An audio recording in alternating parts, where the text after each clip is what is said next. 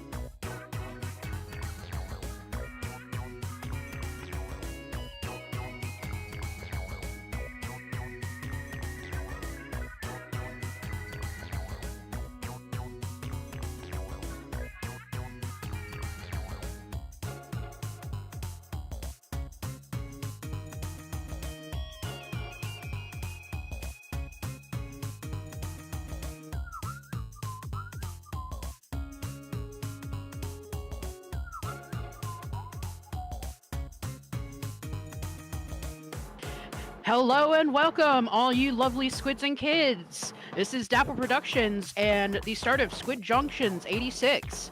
I am one of your commentators, the War Queen, here with my friend for the first block of our tournament.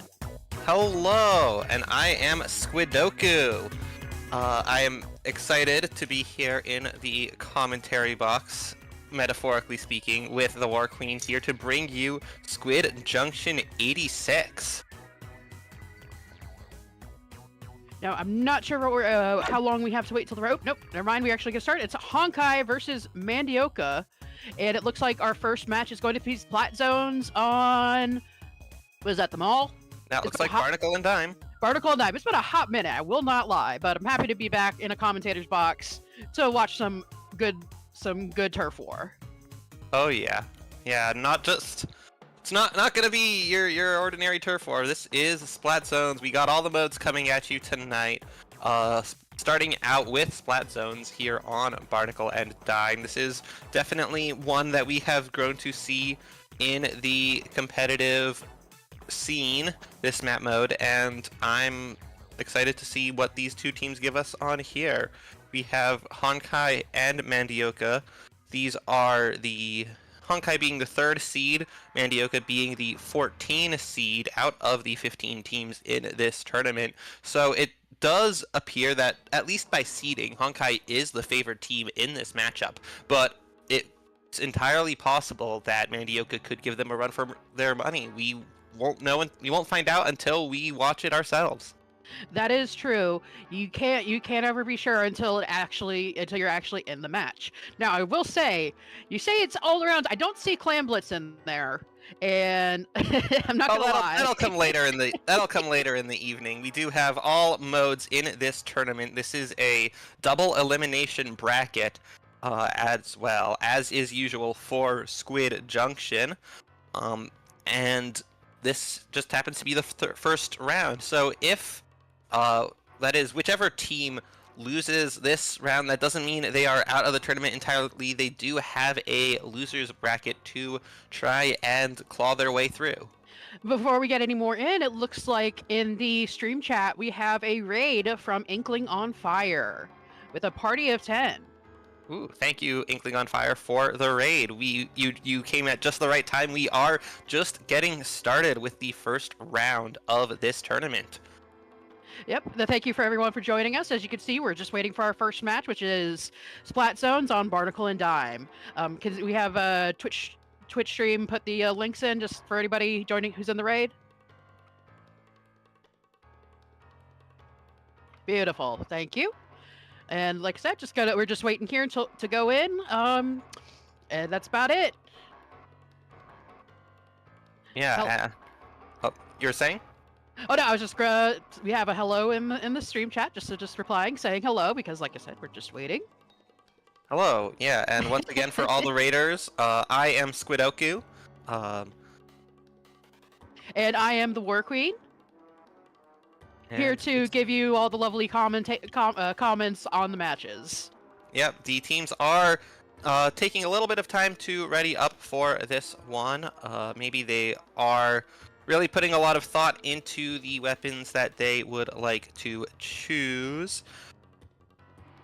Or they are just trying to wait out the clock, or they just have some other reasons. I know that when I'm playing, some teammates might take a while, but regardless, we are getting right into it now. Let's see. Ooh, I see a squeezer and a heavy edit. Ooh, there's the frickin' one of the news stories. I'm sorry, like I said, The decapitator. The decapitator. And here we go. That slosher is definitely going to be tricky to beat because, you know, never hard to beat a good slosher. We'll have to see if they actually are good. Oh yeah, we will see. That is Honkai in the green, Mandioka in the purple ink there. Honkai already have a tacticaler out from that heavy edit splatling, but they haven't captured the zone with it. Oh, that's a wipe on Madokia, and that gives Honkai the first cap of the zone. And, oh, not a good place to be for Mandioka right now. Yeah, that was a very clean first engagement for Honkai, getting that whole team wipe, and now trying to extend it, getting the splat, but the Zuka doesn't stay alive there. Mandioka still have a ways to go to get back in. The timer is down to the 65-point mark. They're using those tri-strikes to try and help them get in. They also have a Tri-Zuka ready, looking for picks with it. Gets a little bit clipped on that block, and the Zuka isn't able to get anyone taken out. That splatter shot there belonging to Tadashi. Tadashi trying to ping for a bit of help, not getting it, and the zone gets neutralized, in fact, with the help of that bubble from Mandioka, but Honkai are able to take the zone back for themselves pretty quickly. And it already, Honkai is once again almost right back in Mandioka's courtyard, and already at 15 seconds. Wow, this is a big push from them, and I don't know. It doesn't look like Mandioka's gonna. Oh nope, we got a tri-strike coming in. No, not enough. Oh, not quite in time to neutralize that zone. Honkai take this in a knockout. You can see already from the map that Honkai went in fast to the zone and just kept pushing from there, which could make a lot of difference, especially on a splat zone. You just grab the zone and then start pushing the enemy away. You're good to go. That they are, and so Honkai do take this first game. Mandioka do still have a chance to come back here on the second game of this set, being Rainmaker on Scorch Gorge. Oh, Scorch Gorge, my beloved. Fun map. Absolutely awful, especially if you're a close range player like an Inkbrush like me. Yeah, that I can imagine how it would be tough. Having the ability to move pretty quickly across those great bridges, though, I can see being a bit of an advantage on here, but that does rely on the defense not being set up in the right position to actually protect that area, and it's possible to sneak in through that way, but it takes guts, it takes the golden opportunity. You have to be on the lookout for any opening you could take, and especially with Honkai's fighting in the first round and their loadout. I wonder if we're going to see the same and just see the same movement from them. And also, responses to the Twitch chat, yeah, I asked the same thing. Why not Clan Blitz? Clan Blitz is another mode that we do tend to see on Scorch Gorge, but Rainmaker as well.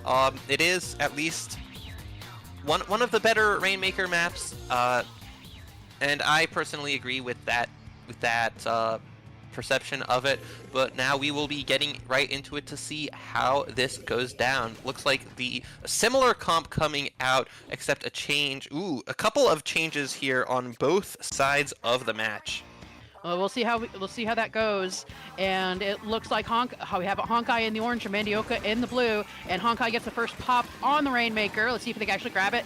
It actually already have an ink vac, which could not stop that decapitator.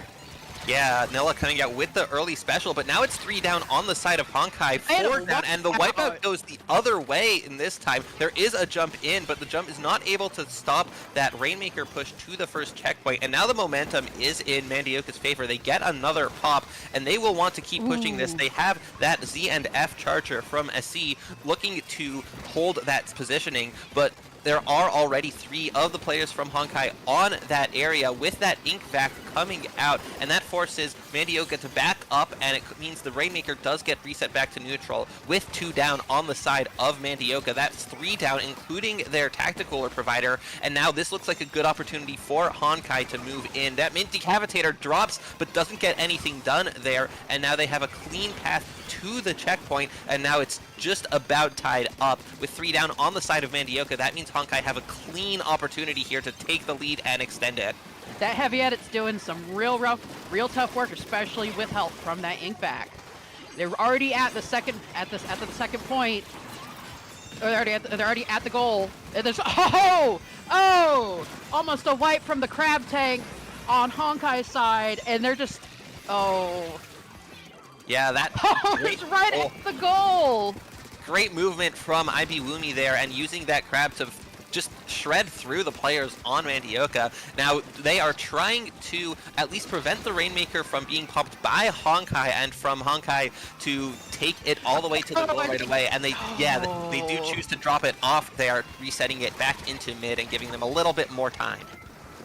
Well, they still have plenty of time. Let's see if they can push it back, but Honkai's still right in their courtyard, and they have a great chance to just grab the Rainmaker and push.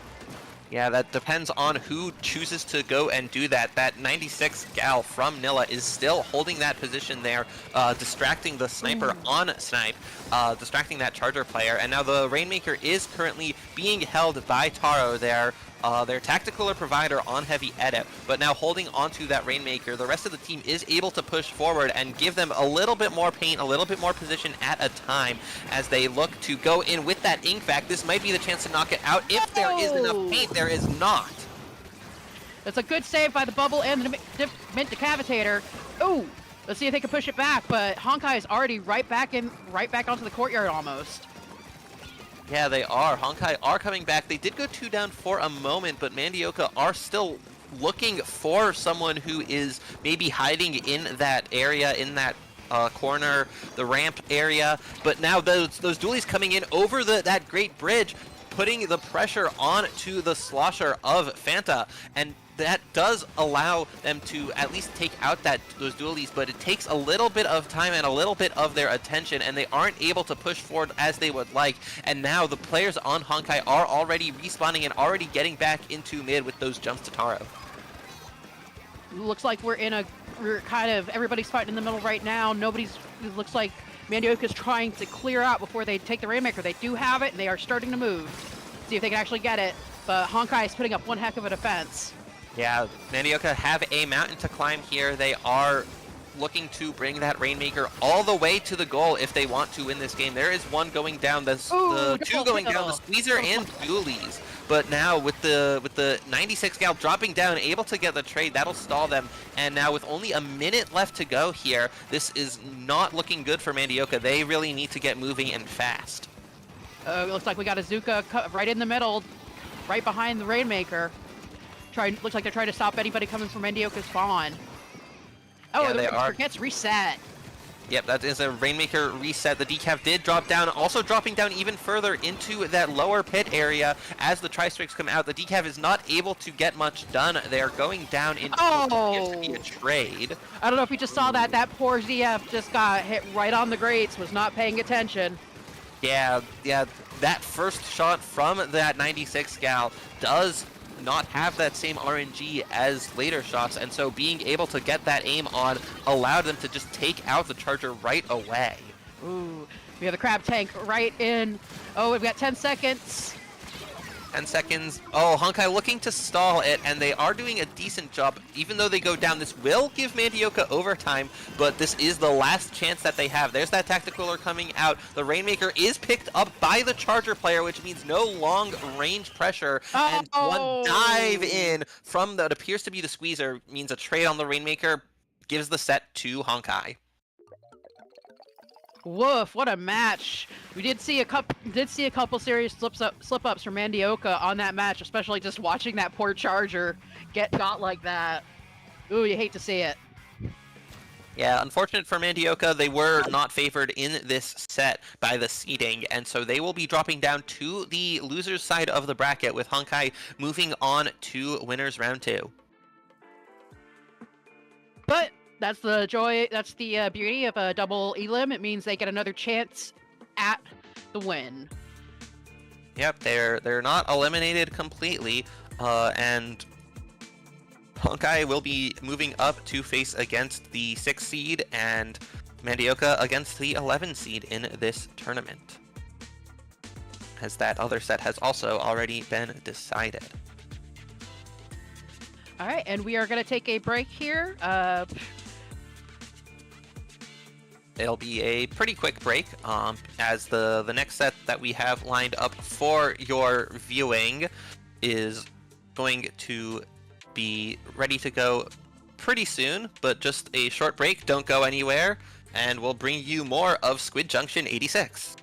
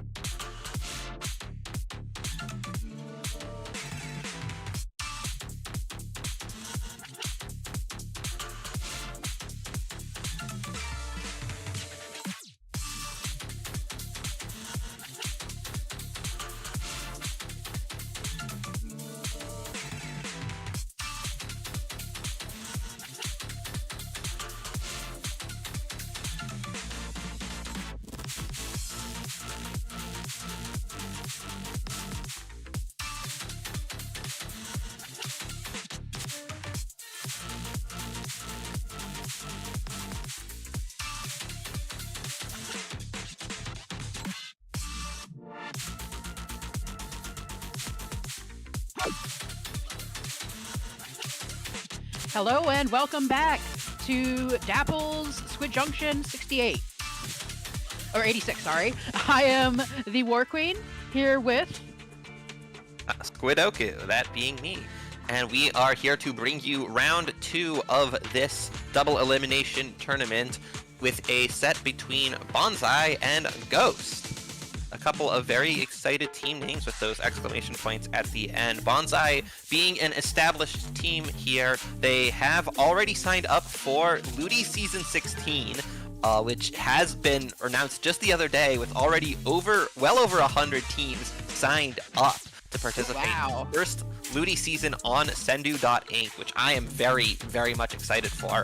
But that being said, we also have a pickup on the other side of this set, that being Ghost. A few players from C-Punks and a few players from a couple other teams banding together to take on Squid Junction.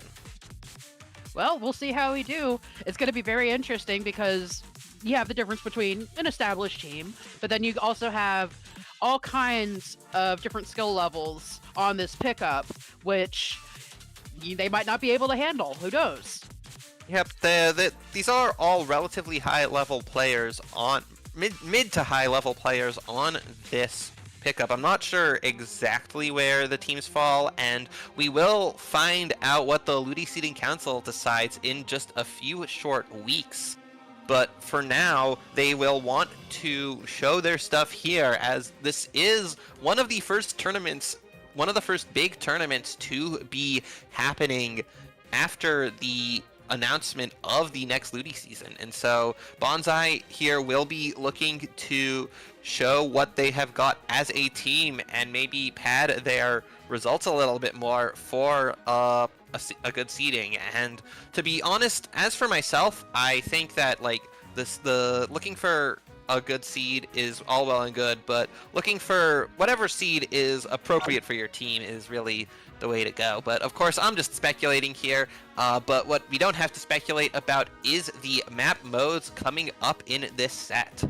Here we have our first match is going to be Splat Zones on Hagglefish Market. Our second is going to be Rainmaker on that awful skate park. I don't like it. I'm sorry.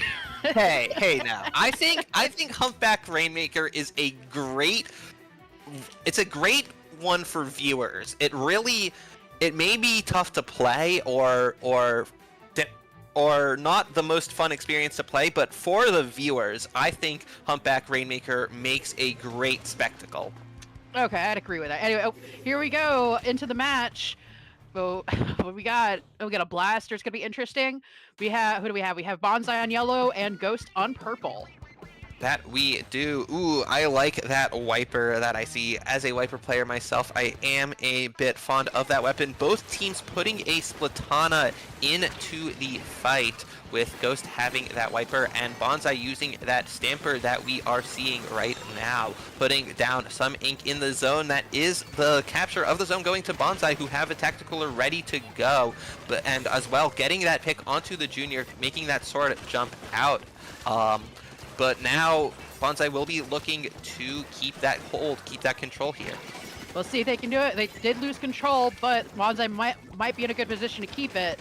Especially, look at that 10 umbrella. That's just nasty right there in that little corridor on Hagglefish there. Oh, and there we go, right in the Zuka, but doesn't manage to get any picks before getting splatted.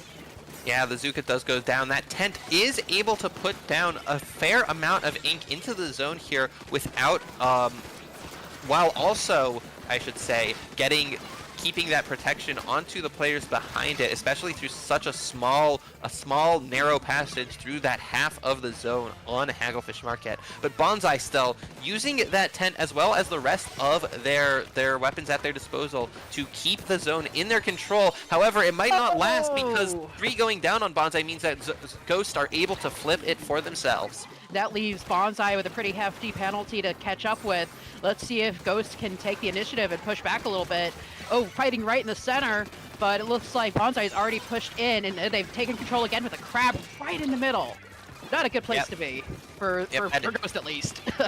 Oh yeah, not at all. That is good control for Bonsai. Keeping this fight, though, right over the zone means that if Ghost gets if they get a good push here, a good swing of the advantage in their favor, they could pretty easily take control of this game, and they do have the zone under their possession once again. But as 2 go down on their team, that Wiper Junior, a 3rd going down, that means the pencil gets a delayed wipe, and the pencil gets taken out for a delayed wipe, so that means Bonsai might be the ones who are able to push well past the zone, though the tent does go down, leaving Bonsai in a situation where they have to hold that forward momentum without it. There's a sword fight happening down in here, won by that stamper, and now Bonsai continuing to hold the zone as their penalty runs out. I don't think it was that stamper. I think it was that burst bomb that got him.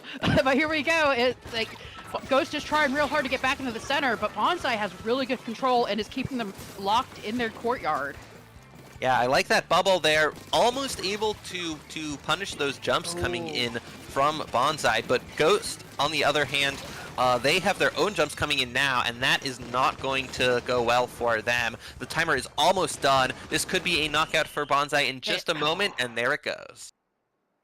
There was an attempt at the end there. They got close, but they just weren't able to get enough ink down, and we especially saw with that Brella, a lot of good cover, keeping Ghost out of the center.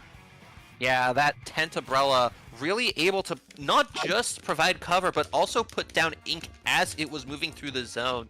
And Ghost didn't really have anything to deal with that, and so with the amount of ink Bonsai was able to put down, that really helped them keep the zone painted in their color and bring it along to that knockout. So with that win, we are now going to go in our next match, which is, of course, Rainmaker on Humpback Pump Track. I always say that wrong too. No, you got it. Okay. Like I said, I don't like it. I'm sorry. I'm not. It's a fun. I'm not. I will agree. It's a fun map, but oh boy, sometimes. Yeah, it can swing, it can go any which way. You might need to watch out for the very rare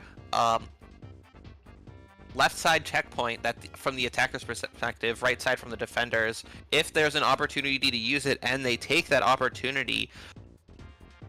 But that being said, this is a map mode where a lot of excitement can happen. It can go well into overtime here. Let's see what these teams bring. Ooh, the ringer's out. Not a lot of change from Ghost, it looks like, but definitely at least the one on Bonsai's side. Let's see what they do with it.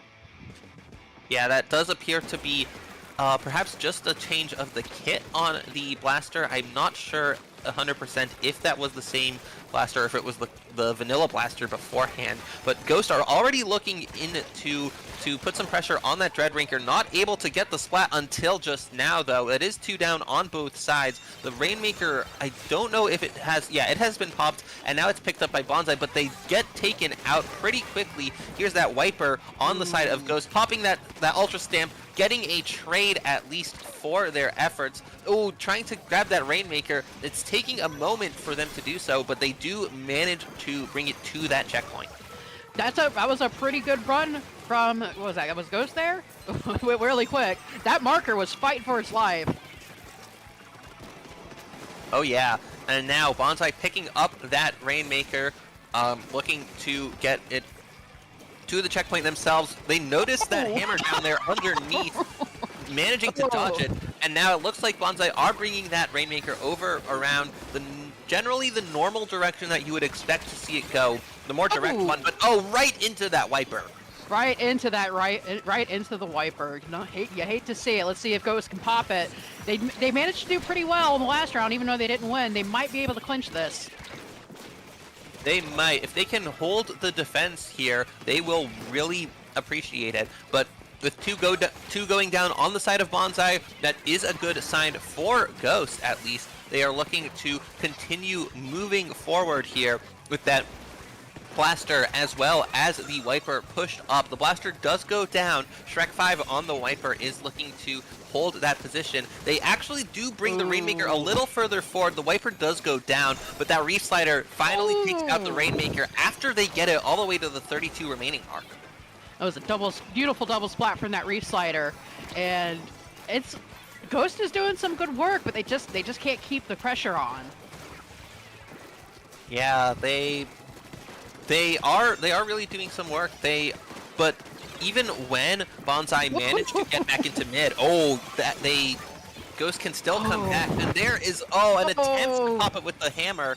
Ghost go down all together, but getting it to 17 remaining is a pretty tough mark for Bonsai to beat now. They are easily able to get it to the checkpoint with that wipeout, but because of the checkpoint, they'll be a little bit more delayed, and now with 3 down on the side of Bonsai, they have to wait for everyone to respawn. There is that pick from Shrek 5 on the Wiper, getting CJ on the pencil on the side of Bonsai, and that means more time to wait for Bonsai to get another Tacticooler. All right, here we go. Ghost is already moving in the Katamari with the Rainmaker. Let's see if they can get any picks with it. But, they see him. They're going for him. That is right. Katamari holding on to that Rainmaker. Still more than a minute and a half to go. So either Katamari goes down with the Rainmaker or they get the knockout at this stage. But Katamari is getting a little bit surrounded, not necessarily at close range, but with players fanning out a little bit on the side of Bonsai. There's that Ringer moving in with the Reef Slider and past it to get that splat onto the Rainmaker, trying to get the Wiper as well, but not able to do so. And so Shrek 5 is still up here, still looking to hold that space, sharking there under that. On top of that. With the hammer, able to quickly get that pencil. There's another one. 3 for Shrek 5, and the hammer finally gets a good round after popping it. And let's see if Ghost might pick up the Rainmaker and just try to keep it away from Bonsai to keep their win by timeout. Yeah, amazing work there by Shrek5 on the Wiper, using that Ultra Stamp to very good use. But now with 3 down on the side of Ghost, this could be the chance for Bonsai to get something done. They do get that Rainmaker, and now they have it in their possession. They are moving forward on that side. 1 goes down, though, 2 down on the side of Ghost with 1 down on Bonsai. They are going to be looking to the Rainmaker! Oh, no, he didn't get the Rainmaker, but he kept it down. Double splat. And the Rainmaker's triple splat and the Rainmaker's down. Oh, there is the quad. All 4 down at the same time for this custom blaster. Very well done to Ghost on the side of Ghost. Now, Katamari has once again picked up the Rainmaker. Being that anchor player, it does appear that they are the one in position to do so. The Rainmaker does get taken out here. Ghost still sharking there on top, but they do get spotted by the sword. Taken out there. Might have been a lucky shot, might have been good sense, but Bonsai have picked up the Rainmaker, and it is overtime. It is their last chance to move this. Let's see if they can. They're right in the center, but they still have a long way to go to actually get to that checkpoint. They do. There goes 1 down. That's the Wiper going down. Looking for another. Getting the pencil. This could be Bonsai's comeback here. They have the Rainmaker. They are moving it further forward. Another going down. The Rainmaker has the path forward, but they don't make it there. And Ghost take this to game 3. What a comeback from Ghost. Love to see it. It was really even there for a second, but Ghost was able to get some really good splats thanks to Shrek's sharking. Yeah, really good done from both Shrek5 and from Ghost themselves. Both able to get some incredible plays here with their sharking maneuvers on the Wiper and the custom blaster respectively. And not to forget the keep away with the Rainmaker, which means we are now going into our next match, which is tower control on, what is that, crab? That's not Crab Leg, is it? That is Ship Shape Cargo Company. Ship Shape, okay.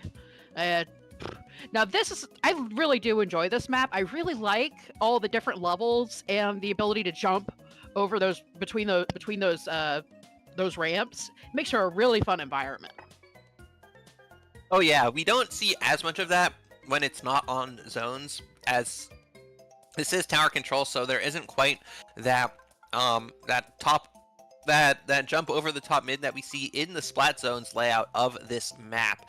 But tower control on Ship Shape is also pretty enjoyable, I would say. And the thing that you got to watch out for is that there are only the 2 checkpoints on here, so you got to make sure that if you're pushing the tower, you want to get through that first checkpoint. If you're defending, you don't want to let the attackers get through that first checkpoint, because once you get through the first checkpoint, it goes very quickly to the second checkpoint, and that is a lot of points in between there. And here we go into the match. I'm really hoping to see a lot of work between the Chargers. It's a really good map for them. We got the Slosher out again. Doesn't look like a lot of changes on either side. Same blaster. Different Slosher, so let's see what go. We have Bonsai in the orange and Ghost in blue. Yep, no comp change here on the side of Ghost, and with Bonsai just switching out that Ringer for a Slosher. Clean pick there coming out from Ghost on to 2 players on the side of Bonsai, and that means Ghost do have the freedom to take the tower. There's that Crab Tank coming out. Oh, Ghost with that blaster able to get the trade onto the Crab Tank, but now with 3 down on the side of Ghost, that means their push might not last for very long, and it made it to the tower, but is not going to really get past that checkpoint.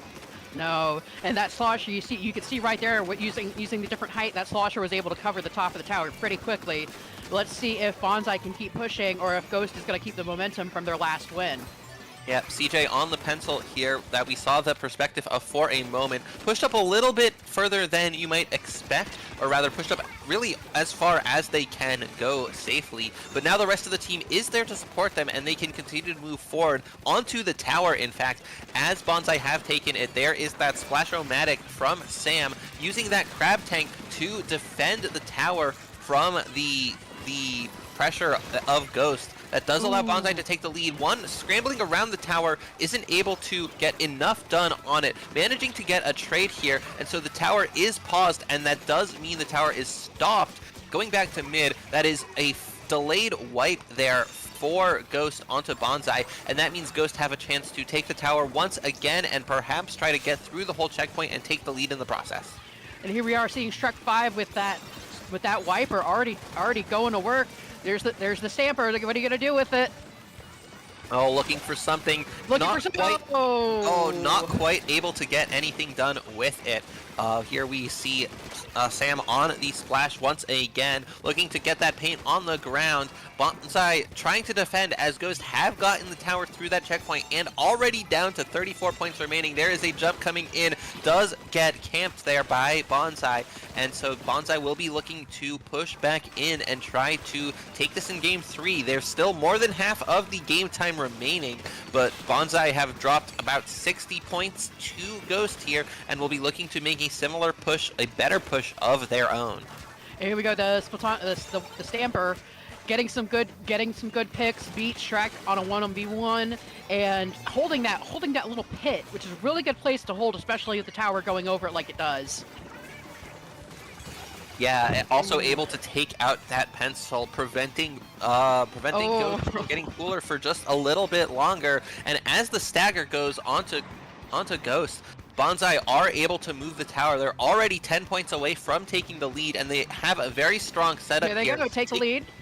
Yep, that is the lead. They are at checkpoint 2, the second and final checkpoint here. They've already made it through it. Less than 20 points to go here, and they have gotten a nasty stagger onto Ghost. Looks like they are about to get the knockout, and they do manage to do so, taking it back in game 3. Woof, man, what a match to see. And I will say, I hate to see it. Shrek really trying to push them with that stamper a little bit, but just not managing to get any good picks with it. And you hate to see it happen. Yeah, that was a really tough moment for Ghost there, the team, as they did really go down one at a time for a while there and couldn't manage to set up a strong defense, as Bonsai had a whole lot of paint. They had everyone up as the tower was advancing from the first to the second checkpoint. They were really good, doing a good job of advancing forward in such a strong formation that it made it incredibly difficult for Ghost to fight back. One of the bonuses of having, your solid team is you know when to move, and when you're moving, you know that your team's there with you sometimes. Oh yeah, there's so many ways to play this game, so many angles to take, and having the same teammates gives you comfort in what to expect, and it means that it's easier to adapt to what is happening. Now, even though they have lost this round, Ghost is going into another bracket, the losers bracket, and with the pretty good push they did on Rainmaker, I hope we see them again. Oh yeah, they managed to take a game in this set, and so they are certainly not a team to be trifled with on the loser side. All right, so we are going to take a quick break here as we get our next round ready.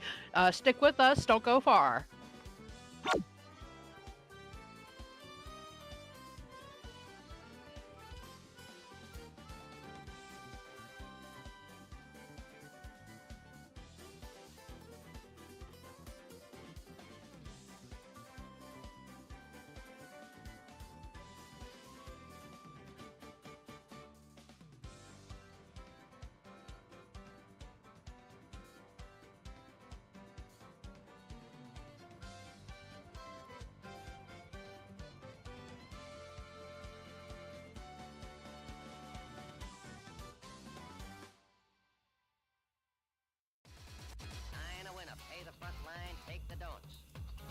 Coming out again for a new point. Get your bets down, ladies and gentlemen. 4-4's the point, mark 4. Ace, deuce, scrap, wants 4. Ace, deuce, scrap, wants 4. Ace, deuce, scrap, wants 4. Ace, deuce, scrap, wants 4. Ace, deuce, scrap, wants 4. Scrap, wants 4. Who wants the hard 4? 5 wants 4. Check me out, y'all. 9 a winner. Got a hot hand. Place your bets, ladies and gentlemen. 9 a winner. Got a hot hand. Place your bets, ladies and gentlemen. 4, and he made it the hard way. Play the front line, take the hard. You have a shooter and a good one. Coming out for a new point. Get your bets down, ladies and gentlemen. He's a rolling point is 9. Place 9. Place 9. 8 shooting for 9. 5 shooting for 9. He's a rolling point is 9. Place 9. 8 shooting for 9. 5 shooting for 9. Who wants to come? 6 to point.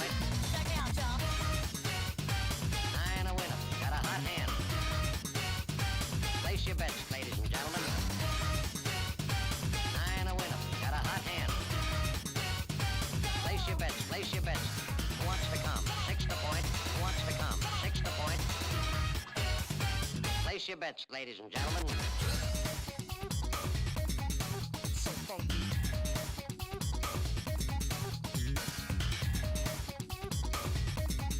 So funky. Check me out, y'all. 8 shooting for 9. 5 shooting for 9. So funky. He's a rolling point is 9. Place 9.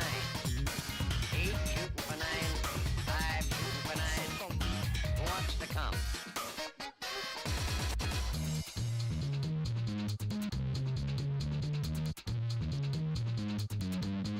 Place 6. So funky. So funky. Coming out again for a new point. So funky. Bets down, ladies and gentlemen. Who wants the hard 4? So funky. 5 wants 4. Check me out, y'all. 4 4's the point, mark 4. So funky. Ace deuce scraps, mark 4. Ace deuce, deuce. So funky. Scraps, mark 1. 9 a winner. Got a hot hand. 9 a winner. Got a hot hand. Place your bets, ladies and gentlemen. 9 a winner. Got a hot hand. 9 a winner. Got a hot hand. Who wants to come? Check me out, y'all. 9 a winner. Got a hot hand. Place your bets, ladies and gentlemen. 9 a winner. Got a hot hand. Place your bets.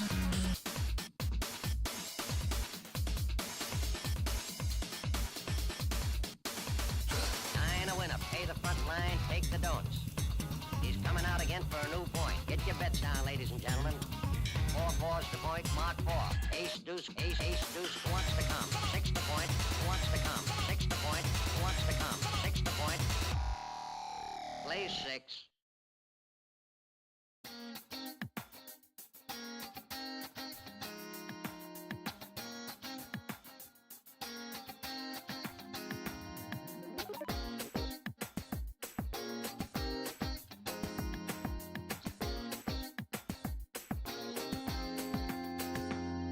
Rest of ticking clock. I work away from a self-rest room.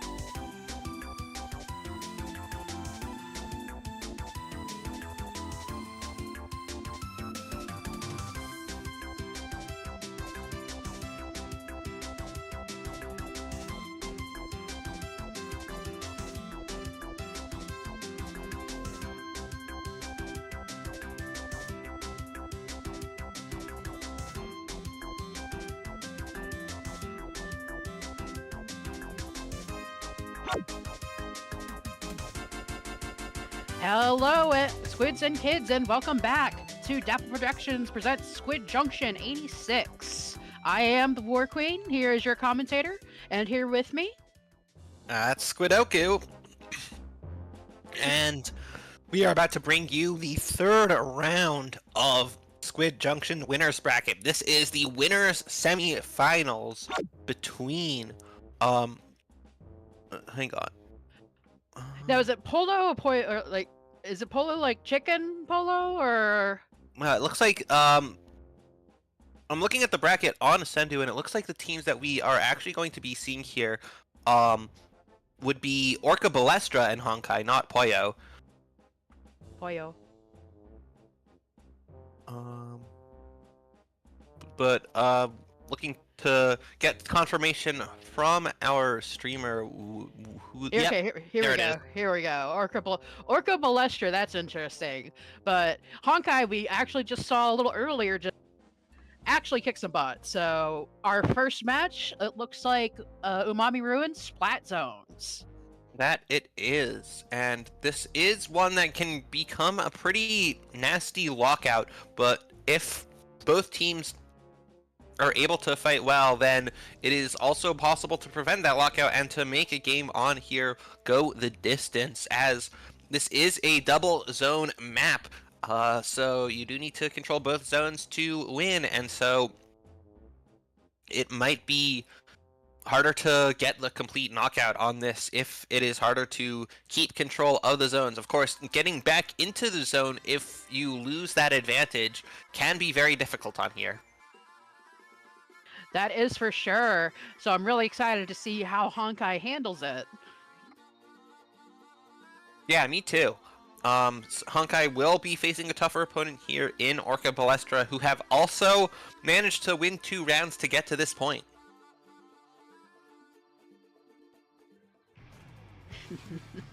All right, here we go. Oh man, love to see teams having matching tags like that. Oh yeah, matching tags, matching banners as well. Now, let's see what weapons these teams are bringing. There is a slosher on the side of Orca Balestra alongside a 52 gal pencil and shot. And something we saw before from Honkai, it seems, with that, or rather... No, yeah, the heavy edit. The heavy edit, squeezer, dualies, and a splash. Now 2 going down on the side of Orca Balestra as Honkai take that first capture of the zone. Look to be pushing forward with that squeezer. Even as a wall goes down, Honkai still able to take out that pencil. Ooh, and Honkai already has a pretty good hold, and already, like we saw in the last round we saw them in, already in the other team's courtyard, and playing real offensive to keep them away from the zone. Yeah, very aggressive, able to move in.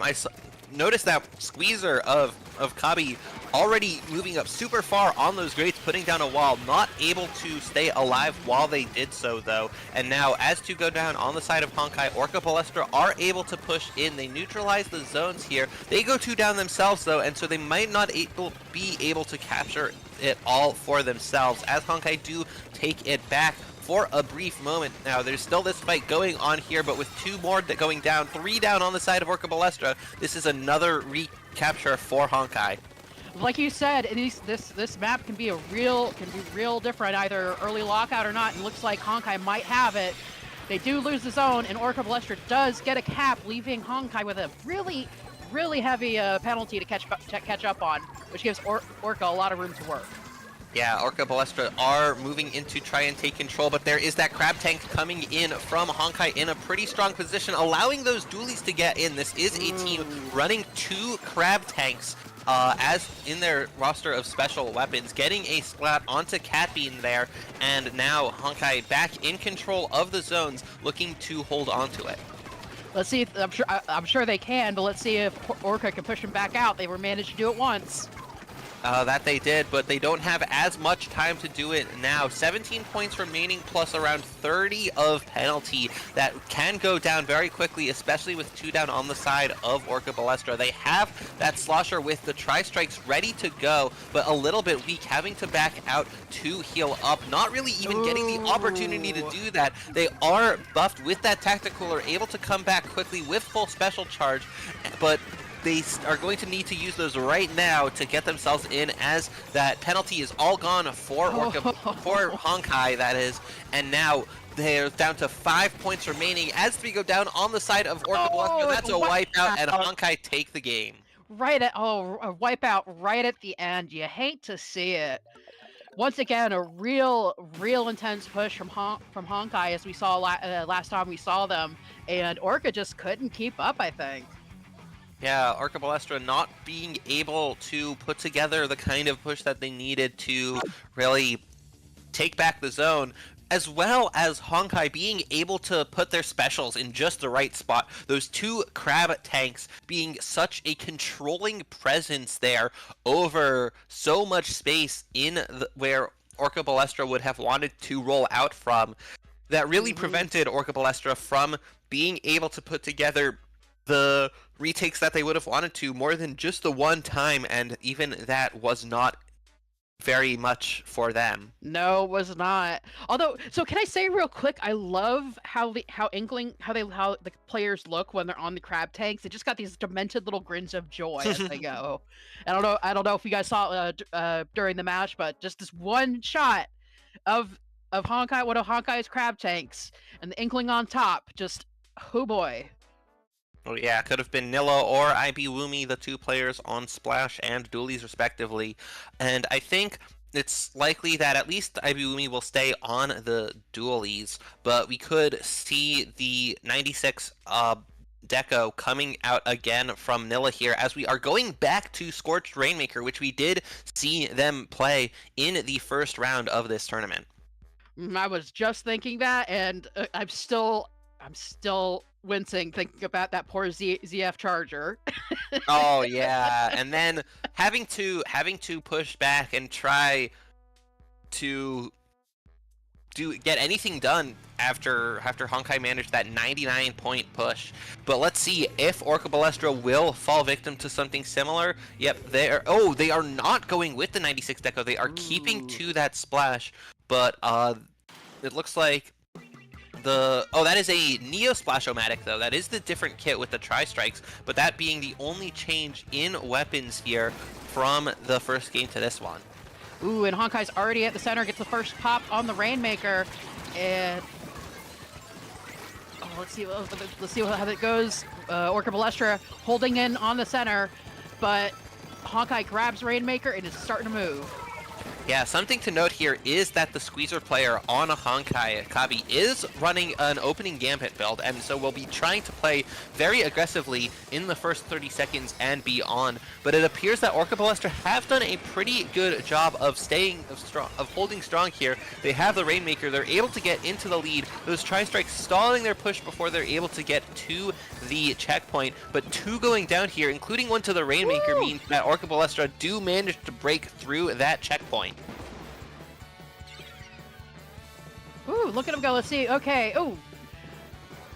They're still looking to get that second checkpoint, and that is doing some good work with the Rainmaker there, getting some good picks, but that's a wipeout on Orca Balestra, giving Honkai a chance to catch back up.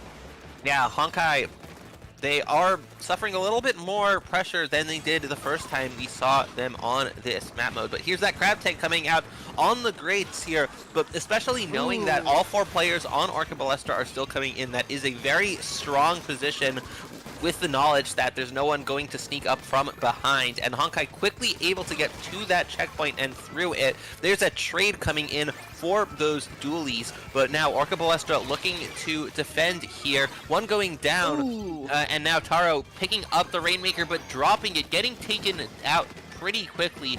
Now with that pencil down there of Femi, able to put so much pressure on having such a good sightline onto the Rainmaker, able to hold them back with the rest of the team as well. Two going down on Honkai means they aren't able to push it any further past that 59-point remaining mark. Let's see, looks like Rainmaker reset in the center. Let's see if Orca Balestra can pop it before Honkai can. Yes, they get the pop. Let's see if they can actually grab it, because Honkai is right there waiting for it to move. Yeah, Orca Balestra, they do have the lead here. If they want to extend it, they can try to keep going. But now that shot going down for Orca Balestra means that Honkai have the numbers advantage. They don't have the special advantage here. However, as soon as I say that, they use those crab tanks and get that crab tank, and now they are moving in again with it. Oh! Able to go all the way to 31 remaining. We saw that Rainmaker was just right out at the center, almost uncontested, before getting splatted by the Charger there. And look at those dualies causing some trouble right up by the goal. Orca's in a tough spot. Let's see if they can push Honkai back. Yeah, that is the lead for Honkai here, down to the 21 remaining mark, but Orca Ballestra are looking to prevent any further damage to their chances of winning this game. They are able to get that Tacticooler out, but one or two players coming in, the dualies move in and go down. The heavy edit on the side of Honkai also goes down, as well as the Squeezer. Those are some fights breaking out in mid. There is that 52 gal of Lanke on the side of Orca Palestra, putting down those walls, looking to take some fights here, running out of that Tacticooler buff, and looking to take out the dualies, getting the assist with the teammate Kodoku there on the splatter shot. Looks like Orca Ballestra is moving into Honkai's courtyard with the Rainmaker, trying to make their own push. Oh, but they lose it. But their own gal is managed to make a good little push towards the goal. Here's Honkai with a crab tank out again for defense. Oh, dualies roll off of the map. Oh, unfortunate for Ibiwumi, the dodge roll off the map on stream. But they do still manage to pause the Rainmaker. However, Orca Ballestra here looking to use these specials that they have to their advantage. They are increasing their points here, bringing 2 down on the side, 3 down on Honkai. They want to take the lead here, and they do manage to do so, getting all the way to 12 remaining with less than a minute left to go here. This is Orca's good, less than a minute, less than 30 seconds. Orca Ballestra now has a chance to keep Honkai from winning by a timeout. Let's see if they can do it. Honkai looks ready to move. They're just waiting for the right opportunity to go forward.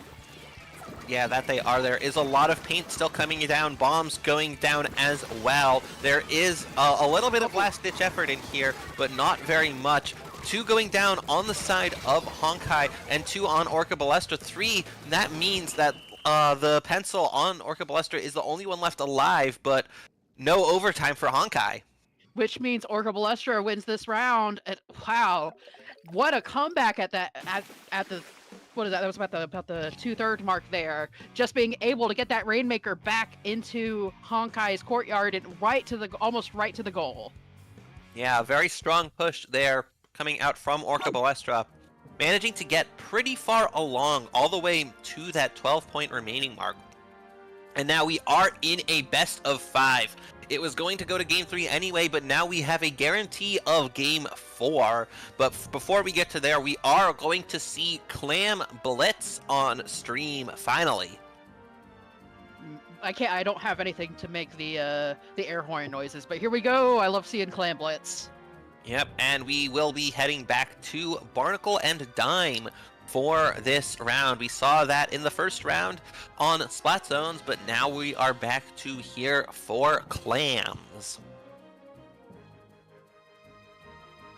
You love to see it. Indeed. But the teams are already ready to go. No need to delay any longer. Let's see what they are bringing with them. Alright, doesn't look like any change from Honkai, and looks like Orca Ballestra is sticking with their same loadout. We have Honkai in the blue and Orca Ballestra in the orange. Let's see how this turns out.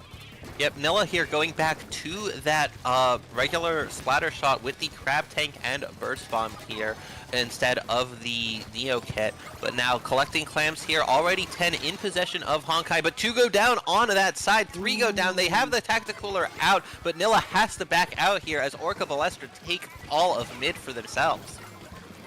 Orca Ballestra looks like they're in a good spot. Honkai had the center for a quick moment there at the start, but this position gives Orca Ballestra a good chance to get that Super Clam and to get a basket. Let's see if they can do it.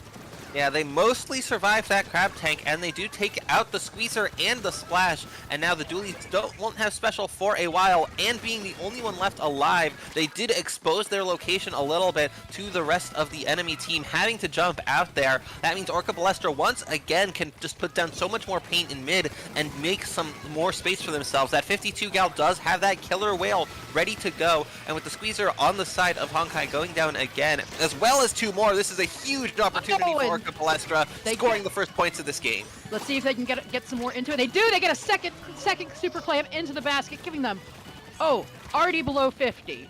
This is not, Honkai is not in a good place. They're gonna have to work hard to catch up. Yeah, huge push here, and they're still going, putting in two more power claims, getting past the 40-point remaining mark. Here comes, what is that? That's the Neo Splatter Shot. Between the Neo Splatter Shot and that, what is that, the 96? Doing a lot of good work. And they've already, look how many claims they already have again. Yeah, that is the Order Shot replica with the same kit as the regular old Splatter Shot. Oh, I don't know who was just trying to jump out and went down for it, but that was an unfortunate jump out there. And now with Orca Ballestra still able to hold onto all that space in mid, even with two up, that killer whale, that splash wall, I should say, putting a lot of good defense here. But that crab tank from the side of Honkai doing the work to displace slightly the players on Orca Ballestra. However, they still have so much pain. Oh, yeah, there's that second crab tank coming out, pushing them back even further. But with two going down on the side of Honkai, that isn't going to lead to very much for them, as Orca Ballestra still hold the line here. Where's that edit coming in, able to get a pick, and now goes down to the pencil. Looks like Orca is just waiting for a good chance to move in with those power clams. They just keep chewing through Honkai, it looks like. Yeah, they're able to win these trades, come out ahead, and make a little bit more space. But now one goes down on the side of Orca Ballestra. They're doing their best to survive all the specials coming out, all of the firepower coming out from Honkai. But now, with a slight moment where they go two down, Honkai can move in, but the squeezer dying to a bomb like that is not going to be good for Honkai. No, it looks like Honkai's right about to had a chance to throw a clam into the basket. Let's see if they can do it. They got it. Let's see if they can push and catch up. Oh, but I don't know if they can. They just got 3 down, and the last is a squeezer, which gives Orca Ballestra another chance to move in. Yeah, and that's a squeezer going down as well. A long way to go for Honkai. Only able to get that one power clam and only gets them to 80 points remaining. Still a very big gulf in scores between these two teams at the moment. Orca Ballestra really holding strong here. They have that tactical already, as well as a clam to be thrown into the basket. It does actually make it in. Oh, wild. You love to see it. That means Orca Ballestra still has a pretty solid lead with 1 minute left in the match. Yeah, the thing with that, though, is that it doesn't actually increase their lead. All it does is reduce their penalty and give Honkai another pity clam, because they've picked up one clam and they should have another because of that score. But now the edit going down means that that pity clam gets dropped. The slosher gets traded back out on the side of Orca Ballestra, and now we see that Splash-O-Matic belonging to Honkai looking to move in and looking to maybe get some splats, but gets double teamed by Orca Ballestra here, and with the full wipeout in the final 30 seconds, this is looking great for Orca Ballestra. They are going to be able to hold this space here and put a long way between Honkai and any more points. We've got about 10 seconds left on the clock. See if Honkai will pick up that pity clam to get the overtime. Yeah, as long as they have it on the board, it will be overtime, unless Orca Ballestra are still scoring. There is overtime, but one more claim into the basket for Orca Ballestra would win it. However, there just isn't very much time here for Honkai to get moving, and with 3 going down, that'll make them wait even longer. That's all 4 down on the side of Honkai, and now they just don't have enough time to get in, but Orca Ballestra end it even earlier with a score of their own. With one last power clam right at the end of overtime from Orca Ballestra, getting them the win and giving us the game 4. You know, Honkai is a really intense team, but watching Orca Ballestra just keep them at bay and keep dunking clams, woo, you love to see it. Yeah, that was a. This has been an excellent show of strength here from Orca Balestra, dropping that first game, but still continuing to keep going here. But they will be going back to Splat Zones, which is the mode that Honkai won at first. And this time we are going into Robo Ramen. Yeah, a bit of a different map here from Umami Ruins. Only the one zone in the middle. Still possible to have a nasty lockout, but the way to get out and flank on here is much more effective than it is on Umami's Ruins. So we might be seeing more movement in that direction. We'll have to see. It looks. We watched some of Honkai's players get really flanked really badly a couple times, and that might hurt them in this round, in this match. Oh, it might. We will have to wait and see, but I doubt we will be waiting for very long. These teams have been generally going with pretty consistent weapon compositions here, so I don't expect to see much of a difference as we go into this one. Maybe a different kit. Maybe I would like to see some of those chargers switch out, see if they do a little bit different. But you know, if you're good with the charger, you're good for the charger. Oh yeah, absolutely. We have continued to see the pencil and the edit providing the tactical coolers for these teams respectively. We haven't really seen any, I don't think, any coolerless comps, but What can you say? You gotta have that soda. yeah, gotta have the soda, and that's what these teams are thinking. It is such a dominant force in the meta as we understand it right now, but it's not necessarily a requirement.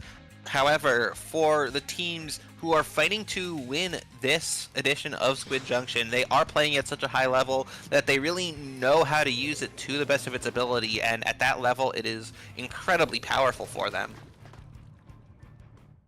All right, we're in with Honkai on the blue and Orca Balestra on the pink. No changes except for a kit change on the Splashmatic on Honkai's side.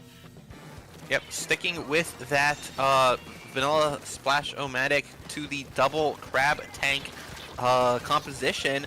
One going down, that's another going down on the side of Honkai.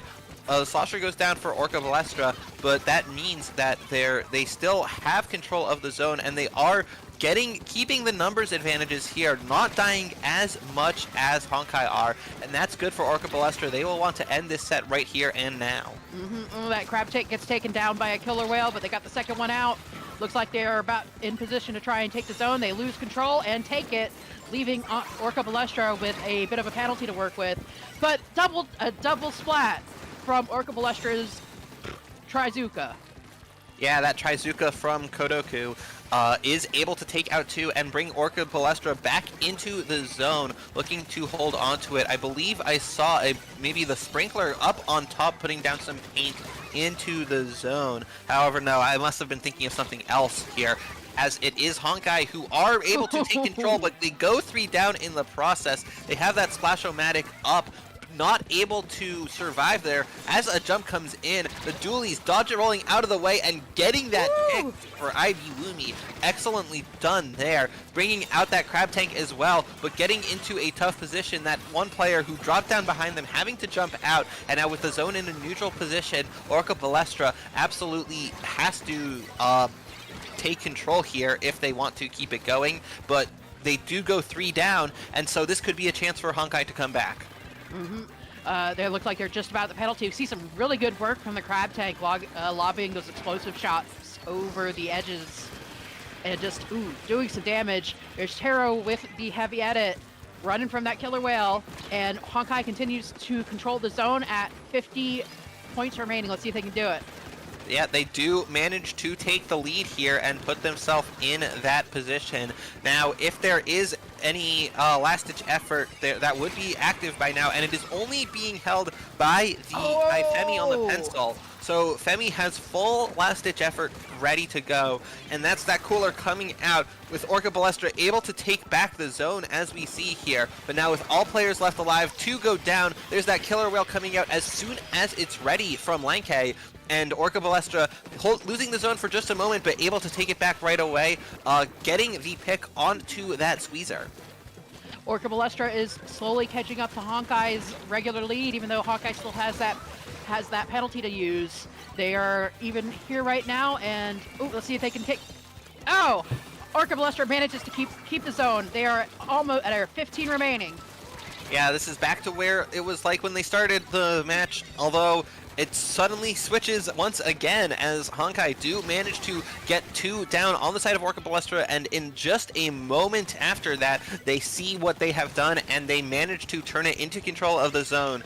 And they're going to need to keep winning those fights like that, keep getting those advantages in order to take the win here and hold on to a chance to winning this set. Now, all of Orca Balestra is up. They have that Trizuka ready to go. The Crab is blocking their push forward, but Lanke still up. Lanke moving forward does get taken out. The Tri-Strikes being used by Cat Bean to try and get in, but Honkai, they still hold onto the zone all the way through it. That Trizuka not able to get anything done, and it looks like Honkai managed to take the lead here. There's not much time left for Orca Balestra to neutralize the zone. They go 2 down, and Honkai brings us to a game 5. It looked like Orca almost had it there for a little bit, but Honkai was able to bring back some serious offense and keep them out of the center. Yep, Honkai taking both of the Splat Zones games in this set, bringing it to the last game, Game 5, Tower Control on Ink Blot Art Academy. Oh, the joys of Ink Blot. Ink Blot Tower, especially. This is something we have seen so much before, Splatoon 2 and in Splatoon 3. This is a staple of competitive here, and we'll see how it goes. You say that, I'm pretty sure we're gonna see some real intense fighting on this, because if you know that map so well, you know your weapon so well, it's gonna be nasty. Yeah, I'm sure these teams will both be ready to fight on here. They both will have plans. This is something that they have seen many times before, these both being established teams here, and both looking to take this set. I don't think we have actually seen Tower Control yet on this on the broadcast of this edition of Squid Junction, have we? No, we've seen a couple. I think we've seen like one Tower Control match, and here we go into the tiebreaker. Yep. I love the tournaments that do that. I love that they do that now. Yeah, very cool to see. Looks like once again, same comps. They are going with what they know. Still on the regular vanilla splash for Nilla on the side of Honkai, but now it's 2-2. Both teams rolling out into mid. Taro on the side of Honkai still hanging back a little bit to get that Tacticooler ready, and now with that Tacticooler available, they are pushing right on in on the side of Honkai, but there goes the splash going down to the pencil of Femi as the tower moves forward. Taro still holding onto the tower, but gets taken out by a very cleanly placed shot from the pencil. Another going to take out Nilla, and now the Trizuka takes out that Crab Tank, and that means that it is a great time for Orca Balestra here to move into mid and take the tower here. Good work from the pencil on Orca Balestra. Just managed to get a lot of good picks there, help the tower push back. Let's see if Honkai can catch it again or if Orca can push it forward. Yeah, Orca not actually able to make the most of that advantage that they took, only getting the tower to 91 remaining as Honkai have taken it all the way past that first checkpoint. There is those dualies diving in, trying to get the pick, but going down to the slosher there. Now we have a Trizuka ready to go, but they only managed to get a trade on Nilla's splash. And with 3 down on the side of Honkai, they are... Oh, that is 3 down on the side of Orca Balestra as well. So Honkai might actually be able to keep the tower going. They do have it a little bit further, making it to the 68-point remaining mark, but now they are looking to extend that with Taro on the tower, using that Tacticooler, putting it down right on the spot where it will break and let them charge a new one once they get it. But they do manage to jump out as the specials from Orca Balestra come in to stop the tower at the 56-point mark. You see that Julie's again coming around trying to flank Orca Balestra's courtyard there. Still managing to keep a little defensive, even though Honkai is continuing to manage that ramp a little bit. Oh yeah. With that block being a way to get on to the plat from around far away from the tower and the ramp, that does give a prime flanking opportunity for those dualies. But now they aren't quite in position to use it with that crab tank coming out. Here is a fight between the Slosher on Orca Balestra and the Splash. Dualies looking for another pick, only managing a trade with Lanke, and now another going down on the side of Honkai. This is anyone's game still, as Orca Balestra are looking to push their score here, cut into the lead of Honkai. There's one pick for them, and they are already at checkpoint 1 here, looking to move it further. Look at that flanking. This Orca Balestra going in, pushing back, pushing the crab tank out, and they've got the tower up on Honkai's ramp into their courtyard. Let's see if they can keep it going. Yeah, and that is a change for the lead here as Honkai make it 2 and past point 2. They are going with these Trizukas, able to get a pick onto IB Woomy. And now Orca Balestra looking to dive in further, putting some pressure on, already making it to checkpoint 3 before they get wiped out at the 16-point remaining mark. Less than 2 minutes to go here. Honkai have a chance to come back, but they have a long way to go. Already trying to dive in, but maybe having a second thought of it as Orca Balestra roll out to that spot in bats where the ink rail goes as well, with the squeezer on the side of Honkai trying to take it as well, but getting punished for it. There's that crab tank from IB Woomy. Oh, not successfully getting flanked by Cat Bean as Cat Bean gets taken out.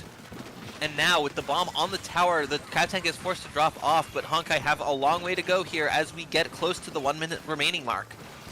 It is for sure a lot of good work from Honkai with Honkai's dualies there, getting right back into Orca Balestra's courtyard and pushing up. But Orca Balestra, they are not giving up. They take. Oh, that's 2 off of Honkai. Has to push back in. Ooh. Yep, jumps coming in for Honkai. But they get punished here. That is a trade at least, and now all of Honkai is down.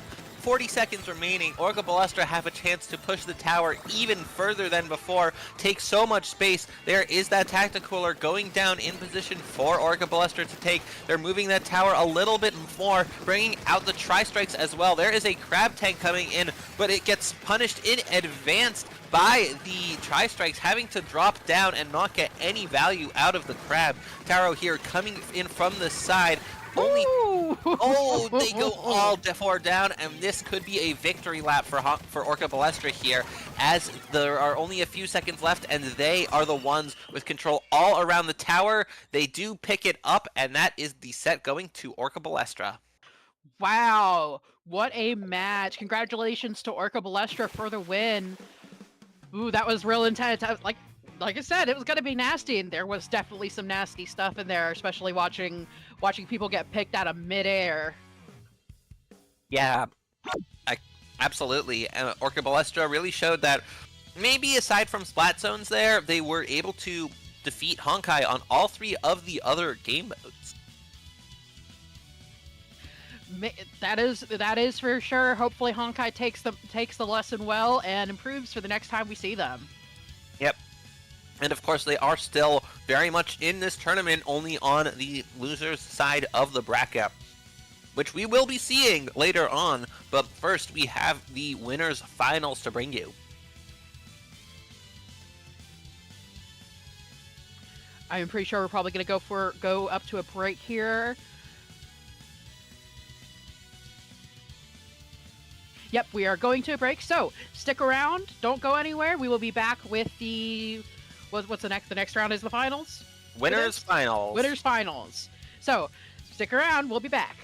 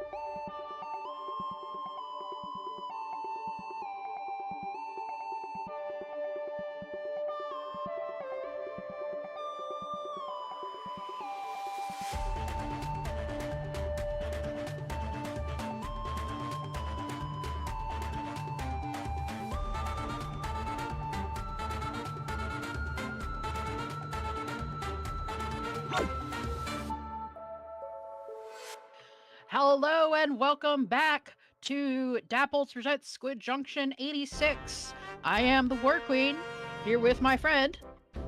Squidoku, that is me, and I am excited. Here we are in the winners finals here of Squid Junction 86. We have Orca Balestra up against NFT Robbers. This is going to be exciting. We just watched Orca Balestra kick Honkai right out Yep. on a 3-2. Yeah, Orca Balestra as the number 7 seed here, getting the upset 2-1 over the 2 seed Puyo, and then the 3-2 win over Honkai. But now they will be up against NFT Robbers, who have not dropped a game yet in this tournament, getting a first round bye, a 2-0 win over the 8 seed, a 3-0 win over the 4 seed, and now Orca Balestra will have to attempt to be the first team to take a game off of NFT Robbers all night. Let's see if they can do it. Our first match. It's... Oh no. Oh no. Is that Mahi? Zones. Mahi zones. This is gonna be fun. Yeah, now, if you'd like a little look into maybe behind the scenes, the way that these map modes are selected, the teams are presented with 7 modes for this best of 5 set. Each team chooses to ban one map mode, where NFT Robbers banned Undertow Rainmaker, the only Rainmaker in the game in the list, and Orca Balestra chose to ban Tower Control on Ship-Shaped Cargo Company. And so that leaves these 5 game modes: 2 zones, 2 zones, 1 tower, and 2 clam blitz if it makes it to game 5. And a shout out to our friend Clam Blitz over here in the stream chat, who is happy to see it. Glad you're happy to see it, because I know I am. Yeah, we are absolutely going to see Clam Blitz on Scorch Gorge, and if it goes to Game 5, we will see it on Museum d'Alfonsino as well. But first up, we do have Mahi Mahi Resort Splat Zones. And if what you said is true, NFT might be able... If NFT doesn't drop a game, that means we will only see the first 3. That is accurate, but we will have to find out if Orca Balestra will be able to do what no team has done yet tonight. And I think they have it in them. They have taken both of their last 2 sets against higher seeded teams all the way to the last game of the set and coming out ahead. So if they're able to keep that up, we'll be in for something exciting. I really hope so. But first, we're gonna have to get through this whole mess over in Mahi Mahi. Hoo boy. Well, it's certainly unique. It has the change of water level that opens up a lot more turf to paint once it gets the zone gets down to 60 points remaining, and having all of that turf available can mean that it is easy for the controlling team to get more special and defend without having to move further up. They can stay in a strong position for them, but we will see which team does have control when it gets to that point. And here we go into the match. First, like, oh, NFT, you gotta do this to me and bring out the ink brush. Oh, my heart. Alright, there is an ink brush. There is that same comp that we are used to seeing from Orca Balestra, but on the side of NFT Robbers, that is an ink brush nouveau alongside that more traditional pencil, sword, and 52 gal. The ink brush being the first one to go down as Orca Balestra take control of the zone, and the 52 on both teams going down as well. Orca Balestra with the first half and already down to almost down to 70. NFT Robbers not giving a good strong showing right at the start, but let's see if they can pick it up. And there Ooh, they do manage to take control of the zone, trying to use that Zipcaster to get farther in and really hold back Orca Balestra. Those jumps coming in do get taken out pretty easily, but NFT Robbers getting down to the 69 point mark as well, making it a lead for NFT Robbers and taking the control of the zone once again. Looking to use that hammer to keep the lead there. There is that water level going down already. A big fight happening over in this crowded corner as NFT Robbers continue to extend their lead. Let's see if Orca Ballester can catch back up. There goes the Ink Strike, but they don't manage to get good placement on the map. There goes Ink Brush goes down. Oh no, Orca's trying, but they just can't get enough ink on the zone. That they cannot, and NFT Robbers once again able to take it. They get a few more points in there before it's neutralized again. There is Femi putting down so much pain with that pencil, able to neutralize the zone and take it for Orca Ballestra, pausing that push from NFT Robbers, and now they are a bit set up to hold it themselves. There's a fight between those two pencils. Neither one gets anything out of it, but now the players on NFT Robbers coming in, trying to take the zone, unable to do so, but both teams having all 4 players still up, and now NFT Robbers trying to get in around the side with that Stamper from Cinema, looking to get a pick, managing to just get a trade here, but it is good for that team if they want to hold on to their lead, but getting that hammer taken out, maybe not so much. Okay, let's see if Orca Ballestra can keep going here. Oh, they lose control again. NFT does have a pretty sizable penalty, but they are managing to keep the center, even though they're not doing it easy. Yep, that Ink Brush putting down mines in the zone, ready to go off if someone comes in like that Gal, but the Gal only gets a trade, and so NFT Robbers still maintain the status quo. The zone is neutralized partially by that Trizuka coming out from Kodoku on the side of Orca Ballestra, but now it is neutralized. It is taken and neutralized once again, and Orca Ballestra will be looking to win more of these fights and keep control of the zone. Not able to do so now, as the 52 Gal gets behind them and gets a little bit of a pick there before going down themselves. Looks like Orca Ballester manages to catch the zone, giving NFT another bit of a penalty. Let's see if they can catch up. We just saw a bit of a pencil trade-off there, and looks like Orca is finally getting a chance to push back towards NFT's courtyard. Yeah, they have all 4 players up, that one special ready to go. Oh, another from the pencil, that Tacticooler, bringing them better fighting power, but there's that hammer coming in from the Ink Brush. Both these teams using a lot of specials as soon as they get them, but not all of them, as there now finally is that Trizuka coming out, not able to get anything done, but also NFT Robbers still have 3 specials ready to go. There's the Zipcaster coming from that Stamper. Orca Ballestra have taken the lead, and they get a wipeout. This could be a win for Orca Ballestra here, having control, having only a few ticks remaining. Orca Ballestra hand NFT Robbers their first game loss of the night. Ooh, that's a mahi-mahi moment for sure. That it is, and now it finally puts NFT Robbers on a bit of the back foot as we move on to Clam Blitz.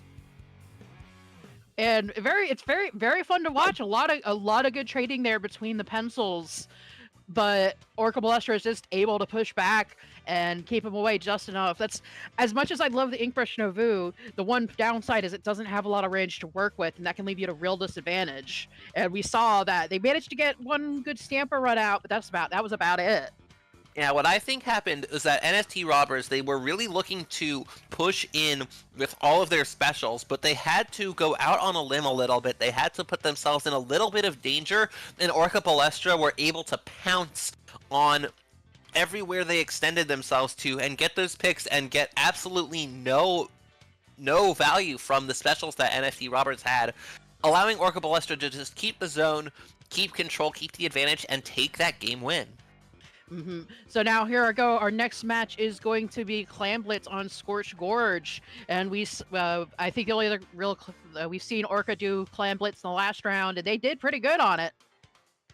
That they did, but this is a different map here, and so we are going to maybe have to see something a little different coming from them. I figure they are probably going to stick with the same team comp that they have used this whole time with the Gal Shot, Slosher, and the Pencil, but we might see something a little different from NFT Robbers. They might switch off of that Ink Brush Nouveau to something more typical, something that is more widely understood. Well, you never know. It's clams. They can stick with it. You could say something better. Don't worry, I'm not gonna be offended. No. I'm not gonna say something else is better. I'm gonna say that something else might be better in the hands of the players who use it. And so at this level, the advantages and disadvantages of all these weapons are going to be better known to these players, and so the brush just might not have the strengths that Orca Balestra would be vulnerable to. Understandable. I can understand. I can understand Ink Brush on splat zones and on clam plates because it's got really good mobility and it can really put down some ink in a quick moment when it needs it. Yeah, and it can also use those ink mines to protect, especially here on Scorched Gorge. There are a couple of flank routes that would be good to put down alerts on in the form of ink mines if someone tries to use them, and better deal with flanks. We'll just have to wait and see who we get in. That we will. I'm sure NFT robbers are real. Like you said, they're on the back foot right now. This is their first loss this whole night. Yep, they're gonna have to. They might have been taking it easy until now and start to turn on the jets here, having taken their first loss, or they might have been completely taking it seriously and finally running into their first big challenge here in Orca Balestra. But either way, I think it is entirely possible that they are going to switch up their weapon choices, since it is taking a little bit of time here, and they might not take so long if they were just going to lock in the same weapons they were using before. Let's just have to wait and see. Oh yeah, but if we do see them take a game, that will guarantee a game 4 on tower control on Mako Mart, but we are not getting there yet. This is once again a... Ooh, yep, that is a change for NFT robbers, bringing out that wiper, but keeping the ink brush still. Not what we expected. We got Orca Balestra on purple and NFT robbers on yellow. Let's see how it goes. It looks like Orca gets the first splat on that wiper. Yeah, that is actually a entirely different player here. If NFT Robbers, having a roster of more than 4, able to sub out players between games, and they have chosen to do so here. Orca Balestra, though, already pushing in with that same comp that they are so used to. They have 8 clams, oh no, only 7 clams in possession of that 52 gal of Lanke, but now they don't quite manage to get an 8th one in before they get taken out here, and that push from Orca Balestra goes nowhere. Ooh, that gives NFT Robbers a chance to push back up, and we can already see them trying to get close to the... Oh, we got the Stamper out. Doesn't manage to get any picks, though. No, they do not. But now Orca Balestra do have the numbers advantage, and they are holding on. There is a Tacticooler coming out, as well as an Ultra Stamp from the side of NFT Robbers, but that hammer does get only a trade immediately. There is a fight going on in mid. Neither player going down just yet, both poking their heads up, but now Catbean does get taken out by one of the players on NFT Robbers. Now we see Cinema on that wiper looking to swerve around and maybe get something done. There is a Power Clam in possession of that pencil. There's another hammer coming out. This is a double Ultra Stamp comp coming out here from NFT Robbers. And the Throne Stamp doesn't quite get anything done, but something else does. That is a pencil, allowing NFT Robbers to go in with the first score. The Power Clam +2 going in. There is an Ink Mine down that does get tripped, but that doesn't really do a whole lot of damage. But still, with the Ink Brush, NFT Robbers able to keep that score going, getting down to 62 remaining. They might want to get it even further if they can get in there. They do manage to get one more clam, and as well as 2 picks here coming out from those dualies. Another Power Clam going in. Oh, dualies go. They went for the pencil, but they weren't able to get it. But NFT Robbers still have the basket open, and they've got it down to 10. Oh, wow. Yeah, getting it down all the way to 12 remaining, very nearly turning this into a one cycle win, a single push of the Power Clams.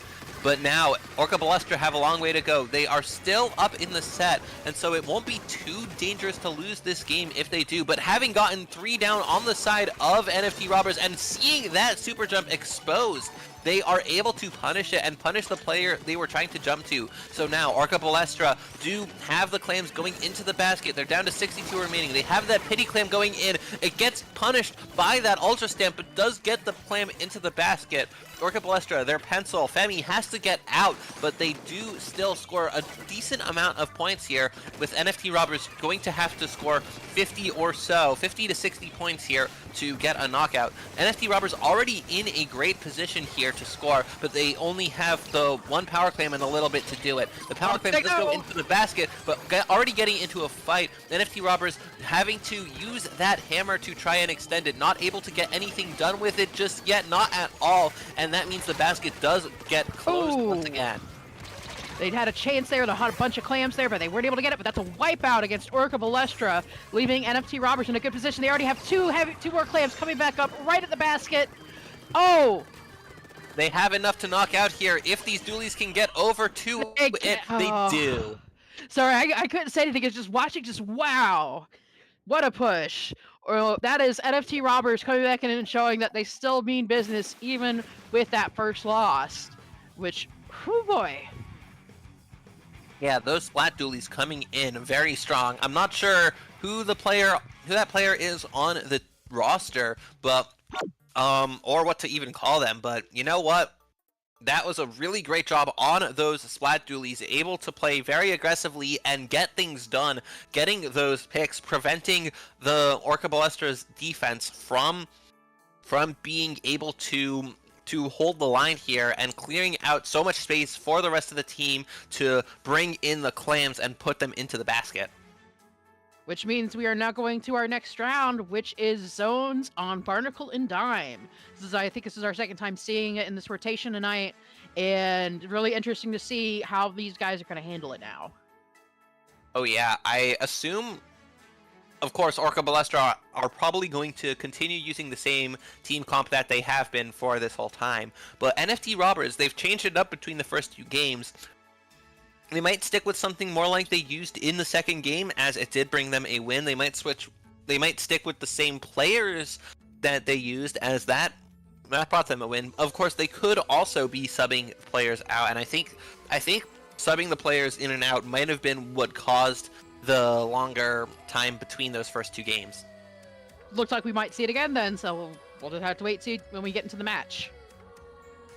Yep, and well, once the players are selected and the timer starts counting down, there are just 100 seconds before players have to lock in and be ready for that game. And it looks like Orca Balestra and NFT Robbers are both ready to go. Alright, let's see what we got. Looks like the egg pressure's gone. Sad. You hate to see it. Okay, they are back. They are back to that 52 gal. They are back to 8. I think that, I don't know if it's pronounced differently, but anyway, Orca Balestra already pushing pretty strongly to the zone. 3 players on each team in the zone, with the pencil holding back to get the cooler. Both teams getting their coolers at about the same time. The gals being the first 2 players on both teams to go down, but those dualies as well going down for NFT Robbers means that most of their aggression is gone. They do have that hammer coming in though, the hammer looking for somebody, not able to find anyone, and now throwing it away. It does not get anyone on the landing, but now the tri-strike's ready to go for Orca Balestra. They aren't able to get in with them, and so NFT Robbers continue to hold on to the zone. Looks like Orca Balestra is being pushed back into their courtyard. They have to push NFT Robbers away, but that wiper manages to flank and get a couple of picks, leaving Orca Balestra on the back foot. Yeah, huge benefit here for NFT Robbers, preventing Orca Balestra from getting in, from even charging up more of their specials here to get in. They have the tri-strikes that go down immediately. A triple onto Orca Balestra means that NFT Robbers are doing a very good job holding all of this space. One player on Orca Balestra desperately diving towards the zone, gets taken out, and that is a quick win for NFT Robbers. Wow, boy, that was quick. That was just a steamroll. That sure was. And with NFT Robbers really showing their strength here, they brought in Kiki, in fact. Or, well, no, they've had Kiki in the whole time. But they have brought in... They've been rotating some players in and out with Kiki on that pencil, really doing a great job of holding the line there.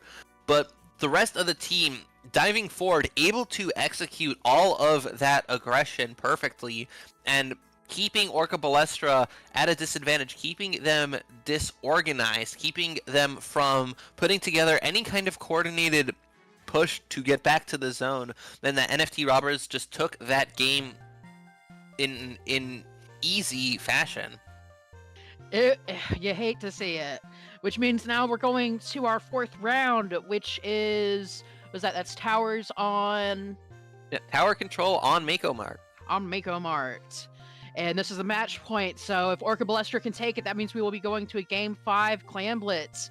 But watching those last 2 rounds, NFT Robbers just... Ooh, wow.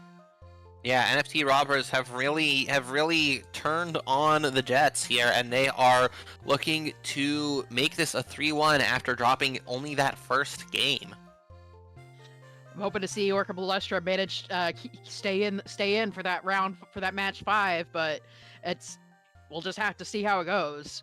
Yep, we have not seen a game on Museum Clam so far, but we have also not seen Mako Tower here, and so not tonight at least in this tournament.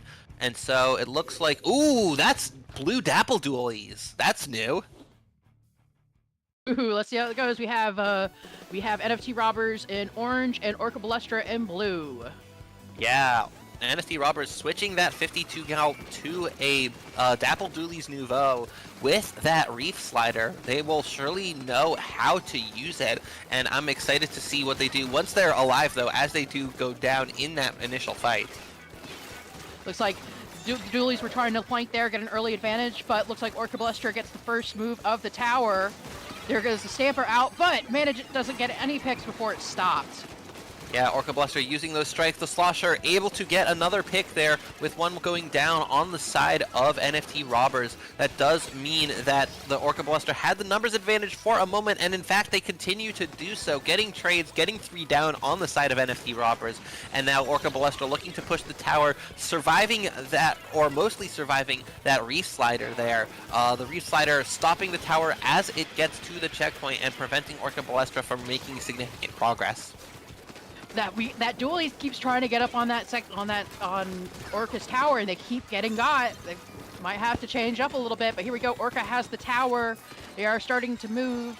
I don't see a lot of NFT anywhere. They might be waiting for a good moment to strike.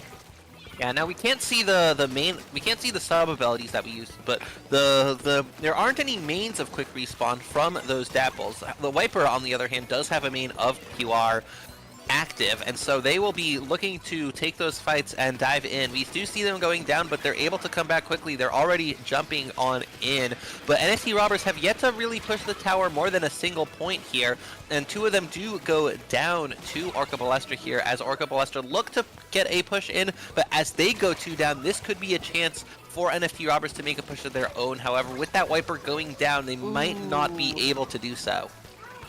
Looks like Orca Balestra is in a good position to... Oh, no! Never mind. That Trizuka was in a good spot, and then it wasn't.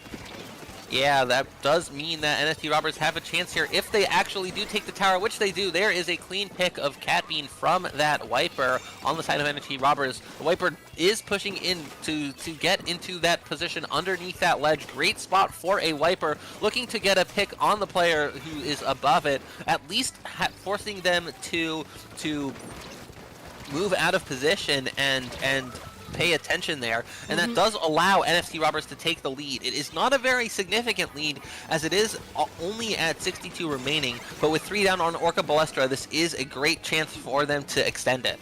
And as vicious as this match is, all those little points count. Ooh, and NFT Robbers just keeping that shelf clear and not allowing Orca Balestra to use it offensively. Really hard to watch. Here's Catbean with the Slosher again. Very dangerous. Definitely the main target for NFT, it looks like.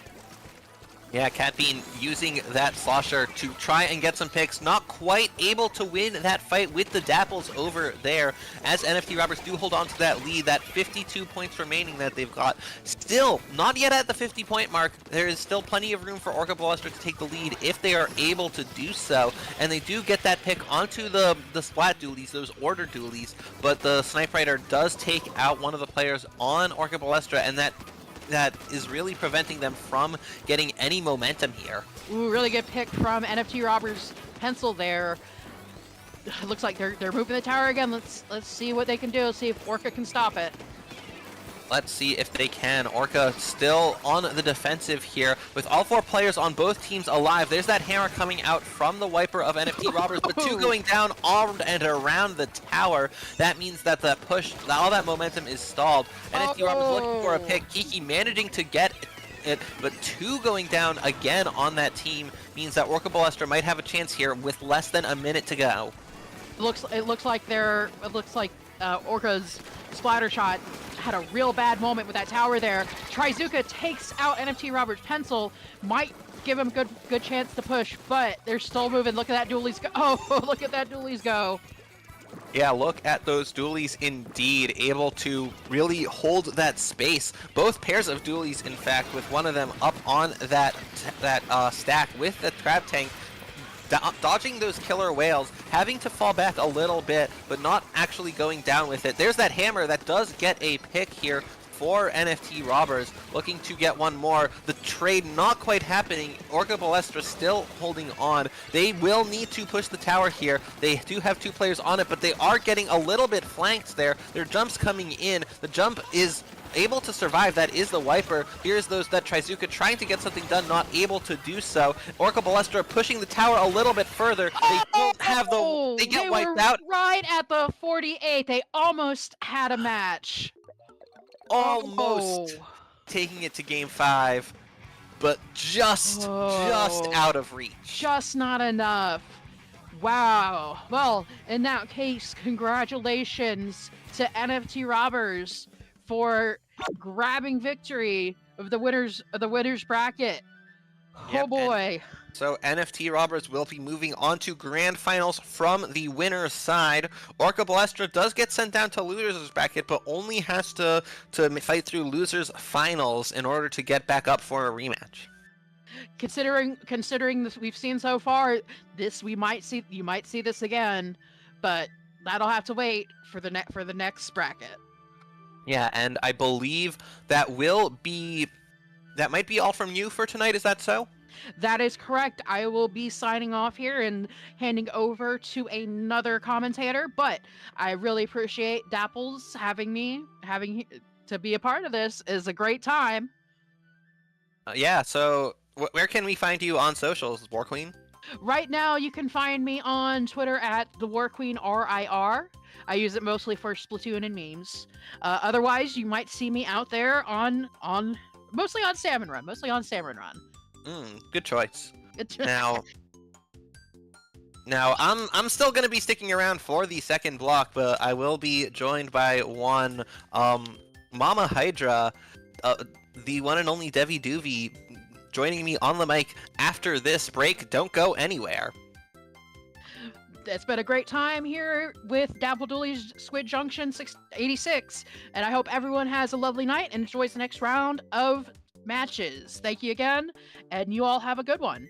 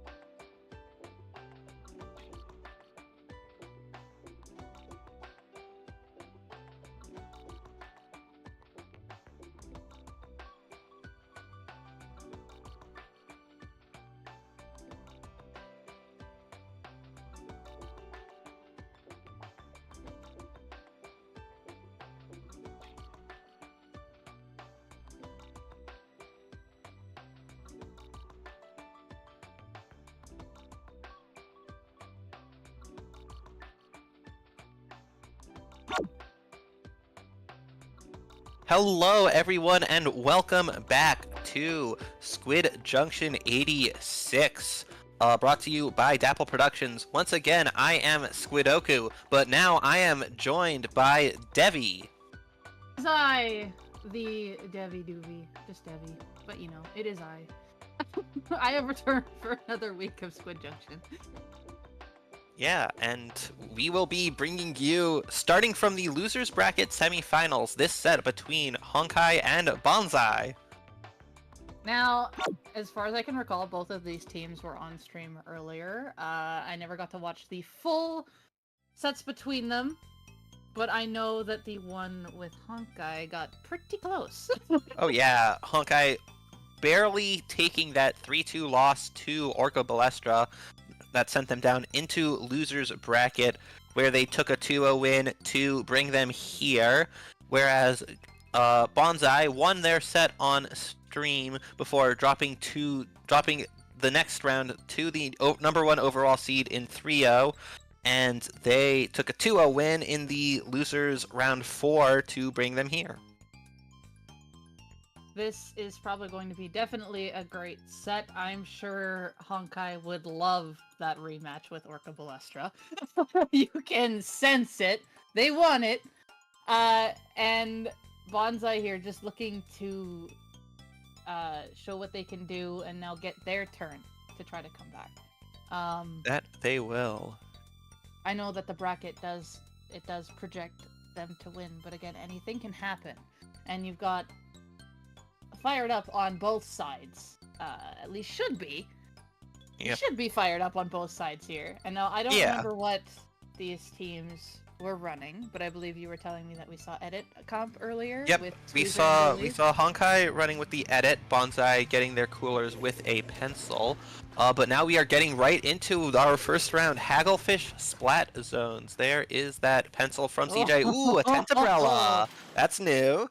Tent on Haggle. Now this can cause some problems. However, we do see the Squeezer back out, and that wall can counter tent shields. So Zuka option being on that tent, of course, edit going to pop cooler right away. You can see that shield is just going to take up as much of the zone as it can, getting destroyed there on the side, but it's just going to keep going down different sides as they're going to try and peer back and forth, trying to get a shot on some members, but this edit here just not having it, wanting to try to get a pick on that tent player, does get picked off. The tent now going in with cooler, is able to quickly turn and get the one hiding behind mid here. Zuka is now out, 2 down on the side of Honkai. One is now chasing down the Zuka from the tent. Tent shield is able to go out finally and is just kind of going to be locked in this corner, giving some extra protection. But 2 down now on the side of Bonsai, as Honkai is now able to get control here. Stop that push, get zone, penalty applied. They're looking to try to find their way forward here as they just managed to pick off the Stamper. The tent went down earlier. They're in a nice spot here.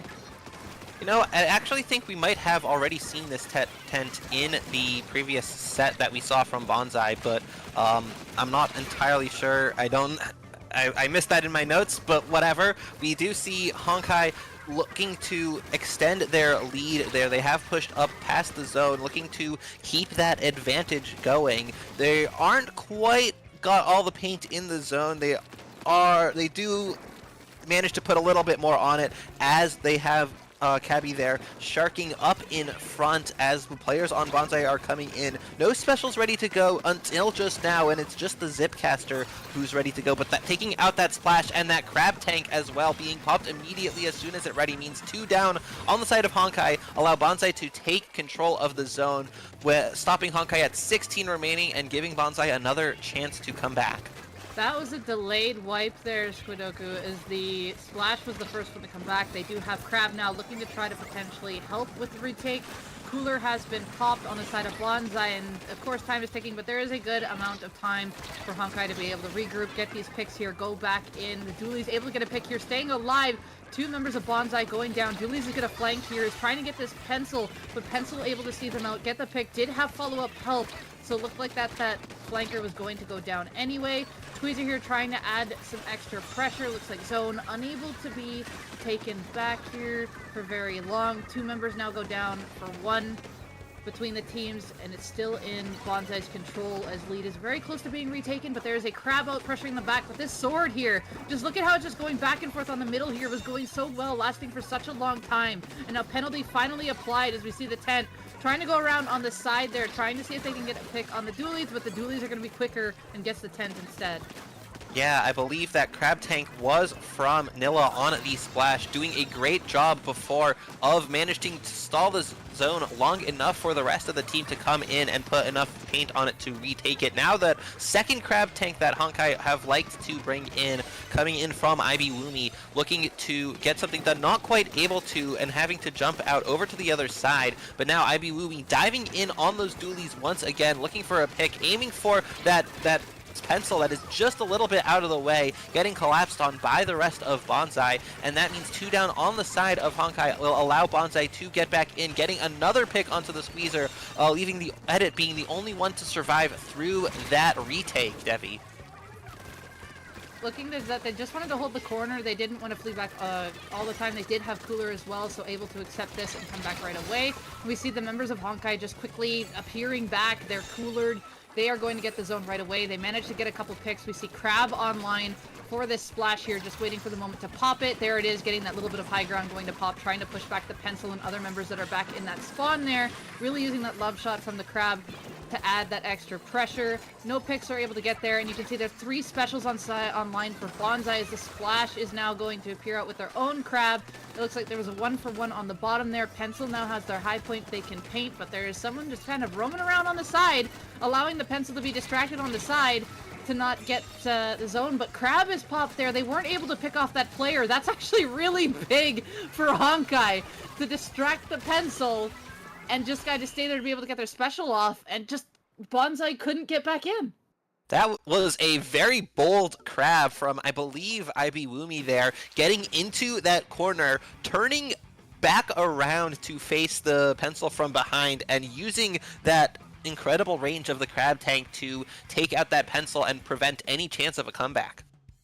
Dooley's being very slick there indeed from IB Wumi. You can see even just rushing down on the plat there, using the dodge rolls to their effect, going in and out. There was a point where IB Wumi went into the plat and dodge rolled around 3 different people's shots before finally going down, managing to stay alive a little longer than, you know, you'd expect them to.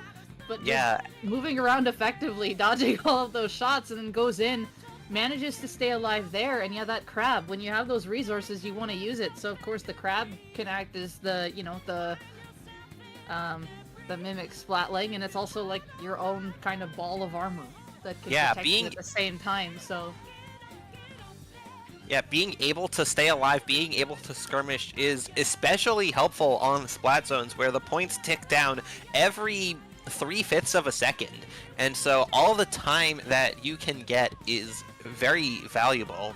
But now we will be moving on to Museum D'Alfonsino, which we have not yet seen on stream tonight yet, where we will be playing, well, or the players will be playing Rainmaker. The playing Rainmaker. I love a good museum match because there's different ways that people can start on this match, or this set. So I'm looking forward to seeing the start of this and how these teams play out Rainmaker on Museum, because there can be 2 different kinds of starts, and both of them can prove to be effective. So let's see what we're going here. It looks like one automatically going for the flank on the side of Bonsai, while others are just kind of maintaining the sides. And it looked like Honkai actually went for the special start. I don't know if you saw that, but some of them went on the side to paint for specials. We did have a 1-for-1 trade there in the middle. Of course, we're going to go in neutral. The edit does go down, because something for Rainmaker here is that when you pop the Rainmaker, unlike some maps, you're not going to get a lot of paint control from the Rainmaker pop. So in return, you kind of want to win the neutral battle first, which is why most teams prioritize the special push rather than a burst push. But here, the burst side, it's still going very neutral, just back and forth fights here and there. That is something that Museum is known for, is their very strong neutral game. Just all of the fights will happen here, and it's going to go back and forth until one team finally gets the upper hand and wins the team fight, and then they can go just like this. Bonsai 3 down. Honkai has their chance to move forward. It was just the Pencil blocking them. They're getting paint. They're very close to Crab. You can see that they're looking for it. Ibwumi able to stay alive using that pedestal to be able to keep them alive there. Reef Slider looking to try to go around just to save some space, pushing back this edit. Bonsai with the Rainmaker.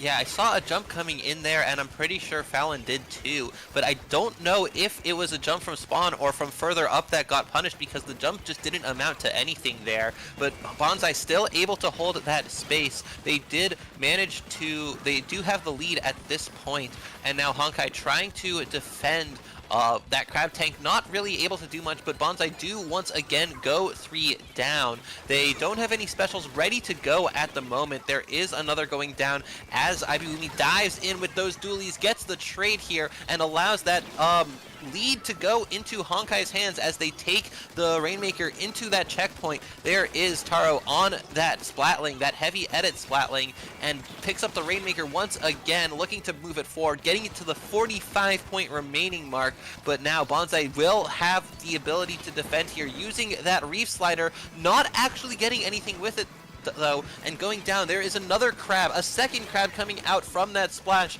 as Honkai continue to push that Rainmaker a little bit further, ratcheting up the pressure and getting it to 32 points remaining. Honkai is not letting Bonsai take any space until they are all gone, and Honkai just pushing up, getting the extra points, getting it to 32, just trying to feel a little safer with that Rainmaker. And like I said, we're not going to let up until I want to say defense mode, but it's not. It's still going forward.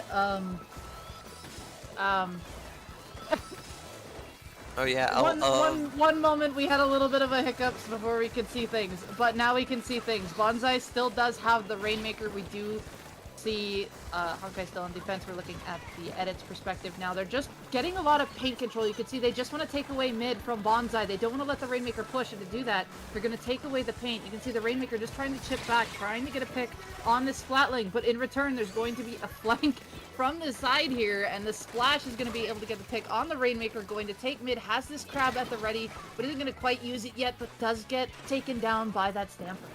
Yeah, the Stamper staying there right under that ledge in a very strong spot for a Splatana like that. But now that drop down from Ibwumi on the dualies does get a trade there. In fact, a 2-for-1 trade there, and allows Honkai to continue holding that space. Bonsai still have yet to put the Rainmaker on the checkpoint. Barely over a minute left here. They are trying to get in further, but in that 2-for-1 fight, that shot from the side of Bonsai isn't able to really make anything happen there, and so Honkai still managed to hold that space. They're putting down more paint here, trying to give themselves a little bit more wiggle room here. There is that Reslider getting punished, and now with 3 down on the side of Bonsai, that just gives Honkai another opportunity to move in. By taking control up here, there was a really good attempted fight on the spinner there. Of course, got 2v1 from before. And now Honkai back here looking to try to fight forward. It looks like that Zuka is going to hold them out a little bit, but now the Splash is going to try to paint a path for the Rainmaker. Crab now is going to be kind of guardian, but it is going to get stuck up front here, which isn't a bad thing now that they have it back up on the plat, because now with 15 seconds left to go, Bonsai has to pop it and run it, and members of Honkai are still lurking around in the depths here on the sides, just not giving up. They want to stall as much time as possible, so they're going to maintain these front corners. But now with all of them eliminated, they're trying to figure out, okay, who's going to be behind us, who's going to be in front of us in a corner, who's still going to be here. You can see where the squeezer is. They're looking for the squeezer. They finally got it picked off, and you can see there was a bomb, I think, from the Splash from the left-hand upper left there. The Crab is out getting a pick on the bucket here, and they really have to be careful of how they're moving. Now just 2 members of Bonsai alive, and you can see there's a pinch coming in from Honkai here through middle, and that Rainmaker was stuck. Yeah, Ibwumi doing so much work. I think using that crab tank to stall out the Rainmaker in mid, and then managing to get all the way around the side while another one of their teammates manages to take the other side, dropping into mid and doing that pinch on the Rainmaker very cleanly, getting that game to end right there before any chance of Bonsai making a comeback. Yeah, they just kind of had it down and just locked, basically. You could see just from how they were, even from their pushes, like just even if they knew it was a dire situation, they just held as long as they could to buy for time. And even the squeezer playing in the corner there, it's not typically the spot you want to be in, but with time running that short, hey, if you win those fights, that's a bonus. If you go down, you just stalled for time. And you have the teammates there to continue to guard. And then once they had the moment, they just kind of slipped right through in a migrating bird V formation and pinched the Rainmaker. Yep, coming at the Rainmaker from both sides. We saw those Rainmaker shots aiming at IB Woomy, trying to take out the obvious threat, but not quite managing to do so with Woomy moving in just so fast. And with that 2-0 win, that brings Honkai into the losers finals for a rematch against Orca Balestra, to whom they lost that 3-2 set in winners semis, where Honkai took both of the zones games, but Orca Balestra won all 3 of the others to win the set. Oh, so definitely a lot of fire here, and now that both teams have seen each other and what they can do, it's gonna be all right. So Orca Balestra came out on top for the other one, and now it's okay. What's going to be similar here? What could potentially be different? What are we gonna focus on this time? How are we gonna do it? So the way Honkai is playing is that they've got IB Woomy on some slippery doolies. Something to really slippery watch indeed. out for, and if they run loose, that could be a disaster there. Now, Orca Balestra, I do typically know what they play, and I know that their frontliners, they can do the exact same thing, basically, in return. So, and Oh, even yes. kind of hold on the side. They both have similar ideas, I believe, of the way that they like to play. And now it's just who's going to be able to, again, like I said before in the last game, who's going to win that crucial team fight that's going to get the push of the game. A lot of it comes down to these main situations. And when you see beforehand how this set went to a game 5 last time, it is going to be very similar here, or one is just going to know how to full out counter the other, and we might not even see as close of a set as last time. What I wonder is, so these teams are presented with 5 maps, and they each choose one to ban to make it a best of 3 here. I'm looking at the page. It's, from what I can see, it's still waiting on them to ban maps. With the maps that are presented, the first and last games of the set would be zones. And now Orca Balestra, knowing that they lost on zones to Honkai, interestingly choose to ban the clams game instead. They don't ban either of the zones maps. So if Honkai Is that really a surprise, though? I mean, you never know. If I go back to take a look at what happened in the set between them before, I believe there still was a clams game that Orca Balestra won on. Honkai won the 2 zones games. Orca Balestra won on each of the other 3 modes, but they do still choose to keep both of these zones games in this set. So if Honkai win this by taking games 1 and 3, I wonder if Orca Balestra might have made a mistake in the ban phase. That is pretty interesting logic. It's, oh my gosh, it's been a long day. Anyway, I blame the weather. Anyway, zones, yeah, that is interesting logic, just to put it at that. So, if anything, or they might just outright have a plan for what could be shown here. Because considering all of these 3 maps, they can be pretty strong for both of these team comps. So, True. And they both Maki benefit each other. Maki as well will be one that these teams haven't fought each other on before, but they are bringing what we have basically come to expect so far. Very familiar comps from both of these teams, as we have seen today. Yes, it definitely is, and I haven't seen, of course I haven't seen Orca Balestra's comp fully roll out, but just from knowing them in general, this is what I expected them to bring out. And right now, of course, we're going to have the first people moving in on the fights, and like I said, just gonna go neck and neck here. They're gonna go 2 2 for 2, and then another 1 for 1, and it's just going to be down on the side, but it ends up being Honkai that is able to push Orca Ballestra back a little bit more, get the, I want to say first, true main control of zone here. As Crab is going to be popped on the side, just going to push people off this left hand to try to get them to the other. And of course the Pencil wanting to try to pick off that Crab is unable to get it, and one being weak on top just finished off with a burst bomb. And then the Gal just, or not the Gal, the Splash just finishing up the rest that are trying to drop from that side.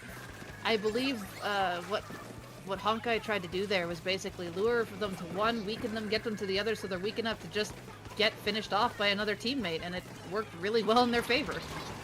Yeah, and aside from those 2 points right at the start, Honkai have managed to get all the way down to 15 remaining before Orca Ballestra managed to move in. Orca Ballestra here, they have that Killer Whale ready to go. They do have Tacticooler buff when they go down, but getting wiped out there completely means that Honkai are easily able to retake all of mid, put down more paint, get that Crab Tank charged up by that splash of Nilla, and so they are going to be looking to hold onto that for when Orca Ballestra try to make a push in.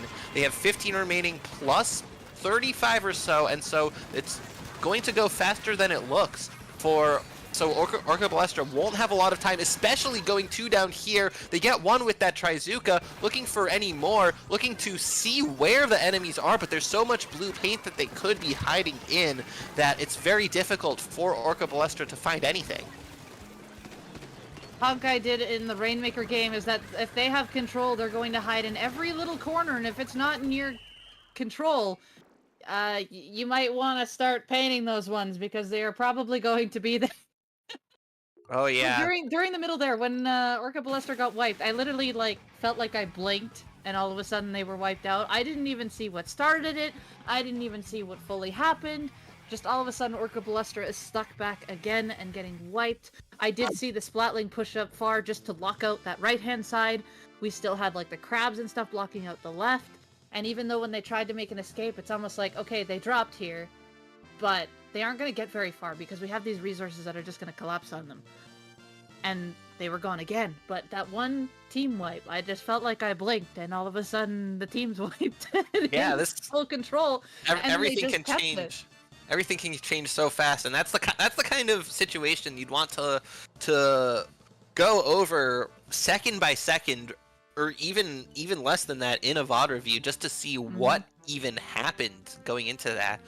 But now we will be moving on to game 2, where we will be seeing Rainmaker on Undertow Spillway. Alright, so this one you said that Orca Ballestra has proven to take on the other modes other than zones. So here we will probably see more of that rush down. I imagine we're going to see a lot more control on the side, but again, that is if they are going to be able to win that first neutral game. If they won, are they going to get pop or not? How are they going to push forward? We're going to see there, I've definitely saw earlier at how close some of these games were when I could catch them. And I know that this first game didn't fully, truly display that, but for here, that slosher is going to really come in handy over that spline and on the sides, especially when it gets full control. So definitely something that could have more of an advantage as it gets past the neutral state. But we see the shot already going down, followed by that slosher. The squeezer just quickly going to help get 2 here. And just, again, kind of off here. And just Honkai isn't even letting Orca Ballestra breathe. That is an early checkpoint here. This could go very badly for Orca Ballestra if they can't regroup and take control immediately. They have that splash wall up. It gets shredded by Honkai, and Honkai are going to be looking to get the Rainmaker all the way down.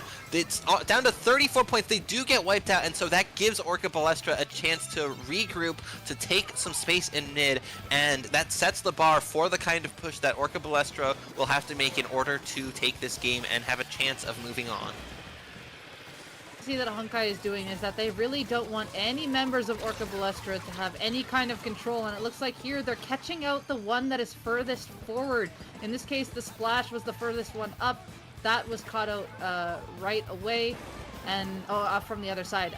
I got him backwards. But anyway, Orca Ballestra got the splash right away. That was on their own, and now they're just kind of holding on the side here, but just trying to find their way forward, but it's already back in Honkai's favor as they're going to try to take this left push, but 2 members of Orca Ballista are there. They're going to blow 2 resources there on that, followed by the tri-strike afterwards, so they don't really have much resources after this fact, but they're still trying to take this fight on the side. We can see the shot here, just looking at the dualies, is just like, this is a safe spot. I'm just gonna hang tight here for a second until I can move.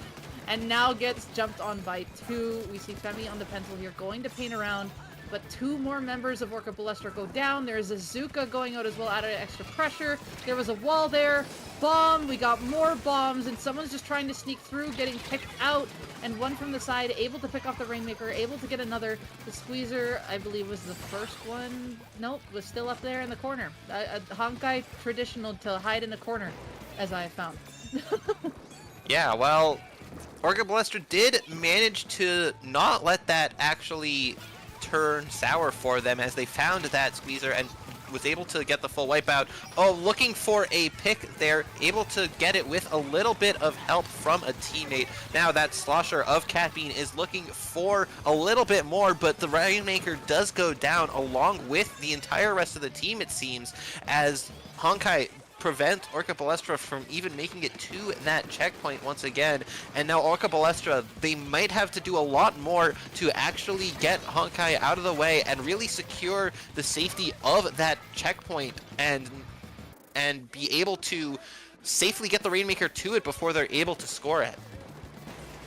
Yeah, Honkai is really winning a lot of these fights here as well. Like, as soon as Orca Ballista comes and tries to fight them, there'll be one that goes down. We see the 2. Maybe there might be a 3rd, but no, we get 1 there. But a lot of times when I'm going up, it's usually 2 to 3 down that go for Orca Ballista. There's another 3 down on Orca Ballista, and Honkai is just able to win majority of these fights right now. And I'm just kind of missing it on the corner of what is fully happening, like how these 2v1s are going on, what is all the supports here. But Honkai is definitely coming out on top in these fights that are happening in the corners here, and you're just constantly seeing 3 down on the side of Orca Ballista. Meanwhile, that one time where we saw the 3 down on Honkai, we saw Orca Ballista go, but it's like Honkai was waiting for them just to overstep the boundaries, just to collapse on them yet again. So Honkai really kind of has them wrapped right now, and Orca Ballista just needs to find them and be able to fully regroup here, just to be able to push them back effectively and make sure that they can keep themselves alive. Yeah, but now with it, that is a full wipe, it looks like, onto delay, yep. Honkai. And so this could be another chance for Orca Ballista, but the thing about having the lead, especially in Rainmaker, means that the other team has to push forward. And so once you have the lead, you can choose where to set up, but this could be a chance for Orca Ballista to come back. That is several going down. That's 2 down on the side of Honkai. Orca Ballista looking for a 3rd and perhaps a 4th. That Crab Tank not able to get anything done. They have that Rainmaker moving, 54-point mark remaining. Now with that Splatling set up there, able to put down a lot of damage. Orca Ballista are slowly moving the Rainmaker forward. There's that pick with the Trizuka. They get the lead, and now getting all the way to the goal. They almost make it a knockout with 10 seconds remaining, and this means Honkai, they will have to get a knockout themselves in order to win, unless Orca Ballista can do it right now. Okay, Orca Ballista, they drop the Rainmaker. Honkai get overtime, but they have a long way to go. If Orca Ballista just pick it up there, they take it to game 3. Welcome to the game matters only in the last 30 seconds. A classic Splatoon game. Wow! Because if you went for who had the most control of that game, the winner would be Honkai. But Yeah, in the if you last go- 30 seconds, the winner is Orca Ballista. Yeah, I mean, like, to make a little bit of a physical sports metaphor, in gridiron football, you don't choose the winner based on time of possession, so you choose it based on who scores more points. And Orca Ballista here scored more points. It's just like, all right, I'm just gonna exhaust them down a little bit. We're just gonna exhaust them down, and now here is our full power. It was just all there, and literally, like, as I said, this isn't a commentator's curse thing. It's more of a commentator's words are coming to action of holding them, finding the corner, and just staying alive. And now they are getting the picks that they needed, and they were just able to go through and just that is exactly what they needed, and all it took was 30 seconds. But now it's back to zones. It's Robo Zones. Between these two teams tonight, Honkai are 3-0 on zones. They are 1-0 on Robo Zones from the previous set. So let us see if Orca Balestra will finally figure out how to crack Honkai's stranglehold on splat zones between these two teams. They do manage to take the zone first, but looking for that splat down there, Cat Bean is trying to get something done, not able to do so as they fade away, but Honkai still going two down a little bit. Orca Balestra have control of the zone here, but Honkai will be looking to come back in.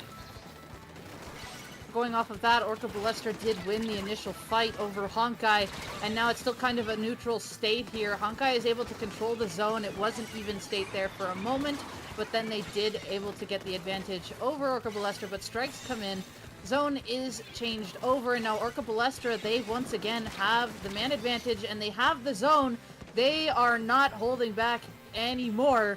Just the first 4 minutes of Rainmaker were a warm-up again.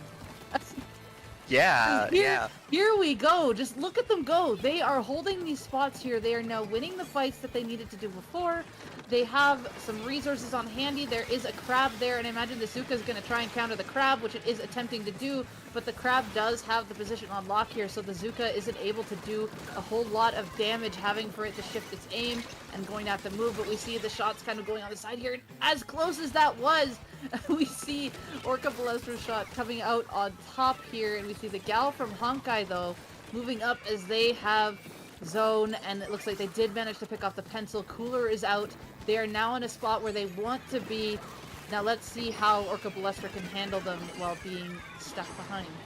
Yeah, they have those tri-strikes coming out from Cat Bean Slosher, putting down more paint with the pencil as well, forcing Honkai to scramble a little bit, and they do go down here. Honkai actually almost getting to the lead, getting within 7 points of taking the lead, but they do get just about wiped here. There's that heavy edit Splatling hiding in a slightly safer spot, trying to put down more paint to get that tactical, or which they do. They don't have any specials ready to use at the moment, but with the firepower of their main weapons, they neutralize the zone for at least a little bit. There is Taro trying to get something done with that edit, not quite able to get any picks. Orca Balestra are already almost through their penalty points, but there's a crab tank coming out from Nilla looking to push away Orca Balestra and maybe help retake the zone. The strikes don't manage to hold it quite perfectly, and so Honkai do get control, and with 2 down on Orca Balestra, Honkai will be looking to push in here and looking to keep a hold on the zone. So you can see what they were trying to do to try to use the strikes to keep the zone in their favor, but in return, they got picked off themselves along with another member, allowing Honkai to regain control here. They are now just about out of penalty as they want to try to hold this to retake lead. The pencil here is trying to paint over, just lots of paint going down on zone. 2 specials ready on the side of Orca Balestra. It looks like a couple of them did go out, 2 of them go down, 3 go down. Just one trying to hang tight here, and lead was claimed here by Honkai. It is a 2-point difference here. There's still a minute 40 left to go. Anything can still happen here, and it looks like one managed to drop and go back. We see the gal taking full control of that one left side. The bucket here going down to just clear that snipe point, coming right back up to a teammate while Coolered. You can see the walls out from both weapons. The crab is now out. There's also Zuka and another crab at the ready on the side of Honkai. As they look, they do manage to pick off the gal. Crab is going to go out here as the final special to try to help reclaim. Pencil going down on Orca Balestra, and I believe the gal did go down as well. One is forced to jump out. And just as soon as one takes control, it is now, as soon as the resources are back to regain control, it's just back and forth action here right now. So it's who's gonna get the final move? We are already down to the final minute of this set, this best of 3 between these two teams. I was worried that Honkai might have been a little bit too nervous, a little bit overzealous jumping in there, but no, they actually managed to retake the lead here. They are down into the single digits, but Orca Balestra managed to at least stall the zone, but they don't get such a numbers advantage as they were looking for. One trying to get the pick on that crab, not able to do so right away and forced to jump out. Honkai once again in control of the zone with less than 30 seconds to go. This is very, very close between these two teams. Honkai, every player that goes down could be a huge swing here. One going down on both sides, another going down. That's IB Woomy. That means the zone goes to Orca Balestra with 10 seconds to go. They want to get overtime here, but they do lose a player. The numbers are so even, but more, 2 going down for Honkai. This could be a chance for Orca Balestra to make that comeback. They do have strikes online for Orca Balestra, followed by double crab being initiated there. I'm pretty sure I saw one on the left and one on the right, but the strikes are here trying to hold the zone. It is going back and forth in neutral, and it's just not enough as it goes back in Honkai's favor. That was by far the closest that Orca Balestra got to winning a zones game against Honkai tonight. But They Honkai really makes it. tried to take it back on him, and you could see it. Yeah, but Honkai does make it 4-0 on zones, and I really would say that Orca Balestra lost this on the map banning phase because they had that first set. They lost the 2 zones games and they won the 3 non-zones games. But with the map bans that they chose, they left it 2 out of 3 zones here, and once again, Honkai just took those zones games, and this time that was enough to win the set. It really was at the end. Again, it came down to who's going to make the last move.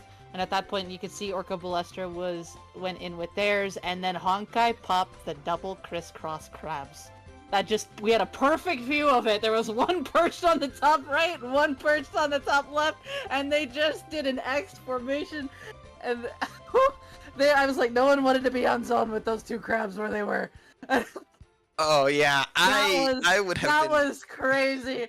Just seeing that go through, and yes, I believe tri-strikes were back online for the bucket, but it wasn't going to be enough. It was quite close in the middle there, and then the crabs just kind of really helped them secure that final control and just made it so it wasn't enough to have enough people painting the zone. With the pressure from those crabs, even the time it takes to pop the strikes and throw the strikes and wait for them to put the paint onto the zone would have been too much time, and in that time, those 2 crab tanks easily could have and would have just painted the entire zone. First meta is coming back to me. First meta. Well, First Splatoon 3 meta, Yeah. double crabs. Here we are. Died at 2023, reborn 2025. Welcome back, double crab tank meta. Wow. For that map, though, again, it worked out really solid for them. Just constant fire, constant pressure. And again, even in that Rainmaker game, it just came down to the last 30 seconds. But again, in control, Honkai had control of almost the entire game. It's just the 30 seconds. Orca Balestra finally won their fights, were keeping alive, had the specials coordinated really well, and Honkai just couldn't do anything to stop it there. So they ended up going down on Rainmaker. But yeah, I'm very also now curious to see what would have happened if that third game wasn't zones. Yeah, but we'll never know. Now all we have left to see is grand finals between Honkai and NFT Robbers. But before we go to that, we will have a quick break. Don't go anywhere.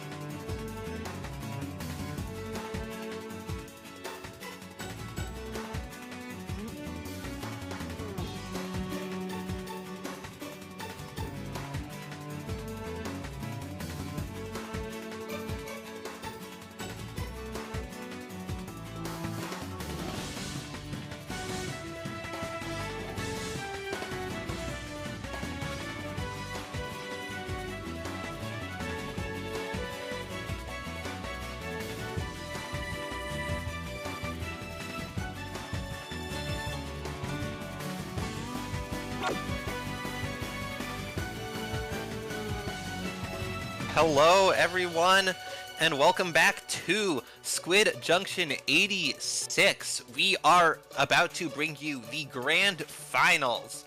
We have NFT Robbers, the #1 overall seed, who have dropped only a single game in the winners finals all evening, versus Honkai, who took a route through the losers bracket, dropping down out of the winners semifinals, making their way through 3 rounds of losers to take it to the grand finals here. Honkai here just looking, they got their redemption and are back up here at Grands and now ready to face the #1 seed. I'm pretty sure they're ready for this. Oh yes, I think so too. And oh yes, can't forget, I'm Squidoku and I'm here with Devi. Hey, yo. Looking at the maps that we have in store here, we've got Zone Zumami, Tower, Inkblot, Clams on Scorch, Zone Tagglefish, and Rainmaker Museum. Yep, these are 5 of the 7 maps presented to these teams, following bans by each of the teams. We had Humpback Rainmaker banned by NFT Robbers, and Tower Control on Mako Mart banned by Honkai, leaving us with this set of 5. Interesting, interesting. Alright, there's a lot of times, what is it, I guess, we have the Tower Classic in this rotation, Squidoku. I think we have all seen some crazy happenings on Tower Inkblot before. But Zone Zumami, now this one's quite interesting, because a lot of times when a team has, like, really good control here in middle and push up, it can really be a one-sided game.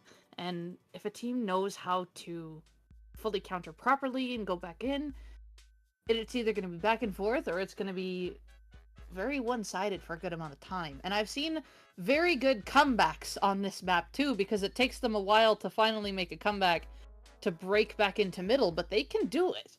So this one has more of a challenge getting out of the spawn and back into the zones, I find, because there's so many hidden corners that you can kind of either be underneath or behind, just to protect yourselves from a lot of things being launched towards zone. That is true. But we'll see how these two teams choose to play. It looks like a familiar comp from the side of Honkai, as well as NFT Robbers once again bringing out that Inkbrush Nouveau that we saw from them before.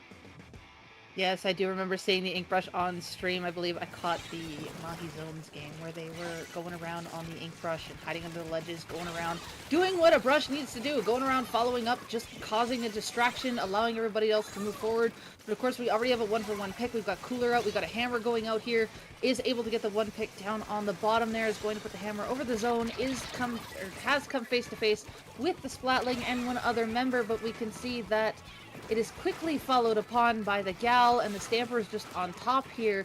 NFT Robbers able to regain control here. Of course, it is still really early for who's going to have full control, and as you can see, Double Crab is back and is now going over these zones.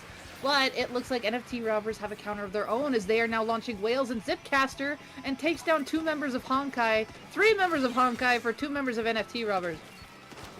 Yeah, that is Honkai going down there, and with NFT Robbers holding onto the zone, they are extending their lead here past the 50-point remaining mark. A few players of Honkai grouped up there, vulnerable to that Inkbrush, who only gets a trade, but that Stamper as well coming in from the other side, catching that edit off guard, and that means that NFT Robbers still hold a little bit more space than they might have otherwise to this Crab here, taking top mid, but that aggressive 52 Gal coming in to go for that pick, not actually able to get it, but with Honkai taking control of these zones, they do put a significant penalty on to NFT Robbers.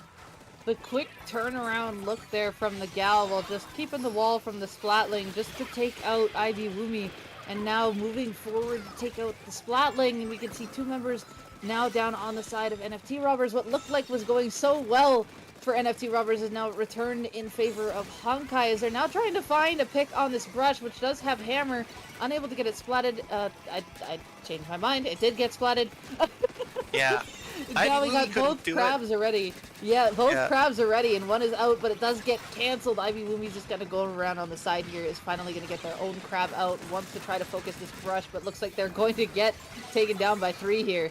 Oh, not able to get enough shots out from that crab on the same spot, and to getting taken out by the Stamper in return, who has Zipcaster ready to go. That is 10 stars on the side of NFT Robbers, which have taken control, and there is that Zipcaster coming out, not anything happening as a result, surviving only for a moment after that jump, the recall gets camped. But NFT Robbers still hold on to the zone. Honkai have to try to do a little bit more to get in. The Snipe Rider defending themselves well from that flank, from that push from the side. And so NFT Robbers still, once again, even when the zone gets neutralized, they manage to take it back here every time. Although, as soon as I say that, it does switch over to the control of Honkai, but only for a moment, as a clean pick from the Stamper onto the Squeezer does get traded out here, with 2 down on both teams, a 3rd down on the side of NFT Robbers, and Honkai have an opportunity here to increase their control, and they try to do so with this Crab Tank in top mid. Crab Tank here, yeah, trying to take control of top middle here, trying to push them out, but the members of NFT Robbers are cooler, and you can see that 2 of them already want to try to take a drop on the left there, but are quickly shut down. But the Gal now coming in from the side, and you can see 3 members of Honkai trying to take it down. One ends up going down in return. The brush here, or not the brush, the Stamper here is trying to go in with Zipcaster, trying to take another down. You can just see the members of NFT Robbers, as soon as they got something to go, they are going to go with it and continue to put pressure on that zone. They wasted no time at all. Even if their members got picked off, they were going to come back right away with something else just to throw in Honkai's face. Because as soon as you think that NFT Robbers were just done using resource or something like that, maybe give them a little bit of a break. Nah, there's no break there.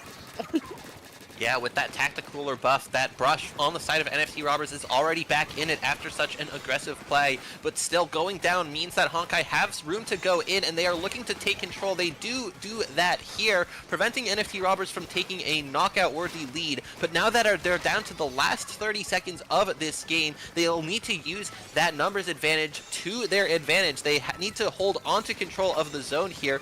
Ivy Lumi looking for that pick, managing to get that pick on the 52 gal, looking for it on the jump as well. That is the Stamper going down, as well as the brush having to back out. This is Honkai in control of this splat zone, looking to extend that with this Crab Tank here. Only a few seconds left, but they will go into overtime here. Honkai going to need to do everything they can to keep control just for a little bit longer. You can see the edit here just trying to really take control on the side. The brush and the Stamper are down. They're able to hold it long enough.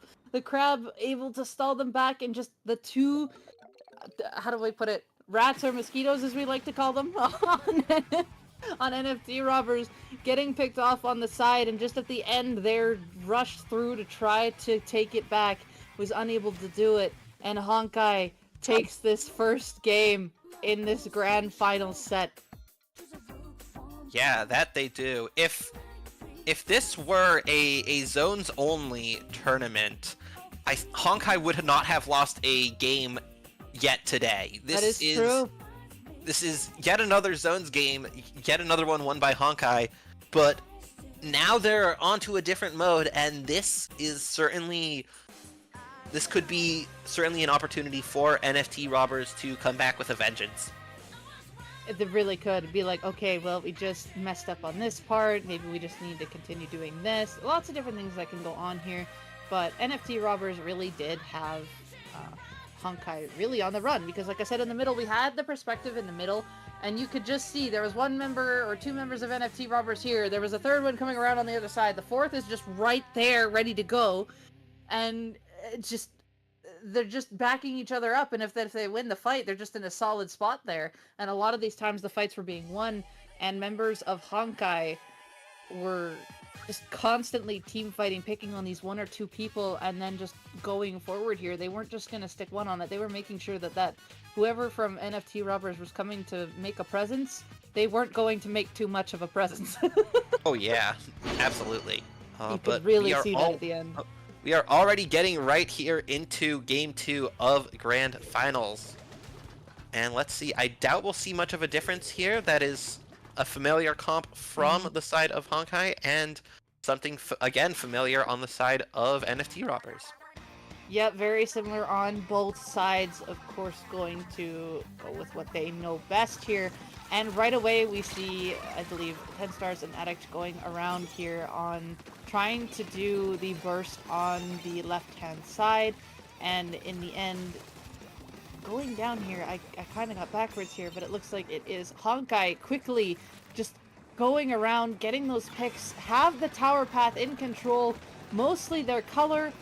And now just the edits just painting around on the tower is able to get that. Just numbers of NFT robbers are just going down one at a time here, and we're already halfway through checkpoint 2. Yeah. The one change in team comps from the last game to this one is 10 Stars, I should say, switching from the sword to those order dualies. But now with 3 down on the side of Honkai, this could be the chance for NFT robbers to get that wipeout that we see and stop that push at the 30-point remaining mark. So now NFT robbers do have control of mid as Honkai are rolling out, and so this will be a chance. There's that trade happening there over up on the top left, and with one player on NFT robbers, that is 10 Stars on those dualies, not actually able to survive as they hold that space down there. The rest of NFT robbers still moving forward on that tower, trying to hold it as they do manage to take 2 down on the side of Honkai, but Honkai stop the tower actually at the first checkpoint and prevent NFT robbers from cutting into their lead any further. I didn't fully see which way they came around at, but I'm like, okay, they're going around the back. And now Honkai is playing NFT robbers game here at the side here. They're doing what we saw earlier now, and they just don't want NFT robbers to get away with what they were doing in the first game, and now they're going to do it themselves. So now it's kind of countering what they had before, but yet even though they were doing it before, I know that doesn't make sense, but it's interesting to see this happen now. Yeah, but NFT robbers have gotten the tower to that second checkpoint, but even though Honkai are going down almost one at a time, they are managing to get enough trades and enough position through that to make NFT robbers abandon the tower, and it's taking them a little bit longer to actually bring it back to that second checkpoint where they will once again need to go. That does appear to be a shark from that 52 gal, but the ink brush coming in with the hammer, looking for another pick, not able to get it, and so the tower still going to a little bit further for NFT robbers, and that actually gives them the lead. It's just enough. There was just enough power to push the member of Honkai away from the tower, and lead was able to be reclaimed here. The Gal is moving up using the wall, of course, giving themselves extra protection. They want to go for Ivy Woomy here. They are able to get the pick. They do take Crab off the field. It's very close to the KO here. In fact, it is just a KO. Yeah, despite that early push from Honkai getting down all the way to 30 remaining, NFT robbers were able to keep their offense up after that and keep it going all the way to that knockout without even having any last-ditch effort in their builds. Yeah, you could definitely see what Honkai was going for there. Just they got the immediate start, they just wanted to run down, and they just did not want to let NFT robbers run free. Because at the end when they did, they just took the control right back, but both had, of course, the similar style, where they didn't want to let up. They tried to do a couple pinch plays. Unfortunately, I think the one didn't exactly go all out in their favor. I think I saw, actually, no, this was one of NFT robbers' pushes. I saw that Honkai actually countered really nicely. I had it backwards once again, but it was a hammer coming in from one side, and I think Crab was on the other, or was about to be Crab on the other, and it got shut down. And I was like, okay, this is actually pretty good, because if it got pulled off, it could have been a bad thing. But then they managed to do it again and pull it off. We are on to game 3. This is 1-1 as we move into Clam Blitz on Scorch Gorge. Honkai here looking to bring in the bracket reset. NFT robbers looking to end it in this set right here, but there's still going to be a way to go. It's 1-1. At least 2 more games in this best of 5. Both teams rolling out with these comps that we are used to. No change from the previous game here as we move into Clan Blitz. It's going to be, I think at this point, it's going to be rare if anything does change. I think that'll just be kind of more of a map dependent, because there are some of those maps that are thrown out there where, hey, I have a comp just for this and that's it. Anyway, we already have the cooler out. We have the hammer going out. There's 6 clams on the brush, but of course it's going to get taken down. It's going to get pinched by 2 members of Honkai as the crab's going up here. Just going to lock on the side. They do manage to pick off Addict. You can see the pencil in the back there, just trying to paint up on the side. Lots of clams ready on the side of Honkai as they're going to make the first basket break.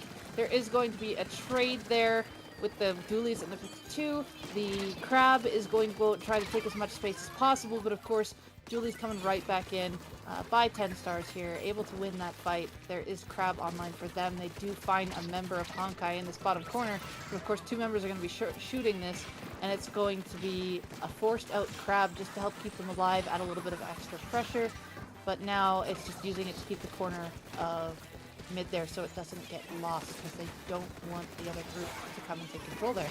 Yeah, but now these dualies from Honkai getting into the base of NFT Robbers, perhaps going over that grate to get the flank. But oh, is this an Inkbrush flank looking to get under the basket? They don't get very far. It looks like they were spotted by one of the players coming back in from Honkai, but now with this brush holding onto a power clam, their location is exposed, but that doesn't stop them from moving as fast as ever with that brush right through the enemy ink, and there they go right on in, scoring that clam, getting a trade with the hammer going down, but they'll need a little bit more than that to take the lead here. If they don't get anything more in, they will be docked down to 19 points scored. That's 81 remaining on the score sheet, and so NFT Robbers don't have the lead just yet. It is still in the hands of Honkai as we approach the halfway point of this battle. The game is halfway over and we've only scored a clam each, and both of these teams can burst their way through but just haven't been able to fully keep the push yet. But with how we're going, of course, the NFT Robbers have more of a chance where they can just kind of keep on going and keep on going and keep on going, even if they don't get a full-on push that they want to. But at this point, they were able to get the basket open again. I didn't see fully how they did, but they got it open, and now they're already down to 26 points remaining. Yeah, I think I noticed that they had the crab and the cooler coming out while the whale and hammer were both ready, and so being able to use all 4 of the team specials like that would really give them a significant advantage if Honkai weren't ready for it. And I think that's probably what happened as NFT Robbers were able to chain that to turn that into a huge lead there. But now Honkai have the specials of their own. There's that crab tank coming out from, it looks like Nilla on the Splash-O-Matic there, bringing in that power clam, trying to get it into the basket, but it goes down. It doesn't quite make it in. They get the wipeout, but they're not picking up that power clam. The power clam's about to break. They finally managed to salvage it, but they didn't get it in the basket before the basket closed, even though they got that wipeout. They might have got it there, but also another thing here is now that they have like another chance to break it here, of course they're going to be regained penalty, but yeah, they definitely could have gotten the clam, kept it open, and used the other extra little clams that they had, but never fear, they did open up yet again, but they are a member down, so they aren't able to hold this, so they're only able to really break their penalty at this point. So now we've got hammer online, cooler out, NFT Robbers have this clam, the brush is just going to kind of hang on to it. And I think they just kind of want their presence to be known at this point as they hang on to the clam. They're going in with this hammer here, using it as top. Is able to get a pick from afar from one down below. And the basket is broken, and the score is quickly going down. Oh, if they can get if they can get 3 of these clams in, they manage 1. 2 more clams would be enough to get the knockout here in the last 30-40 seconds. They aren't going to do it. The basket is back up, but now with 2 down on the side of NFT Robbers, there could be an opportunity for Honkai to somehow take the lead here. They do have plenty of clams at their disposal, though they go 2 down, and this might not be it. I think there was a shark there, perhaps the 52 gal hiding in the ink, ready to ambush that power clam, that juicy, easy to target power clam moving on by, and so that clam is going to disappear, and it might, okay, no, it does get picked up. There was a very big risk of it disappearing, but now another clam going in the basket, and the game was over. The time was over. I think it might have been overtime, and I didn't even notice.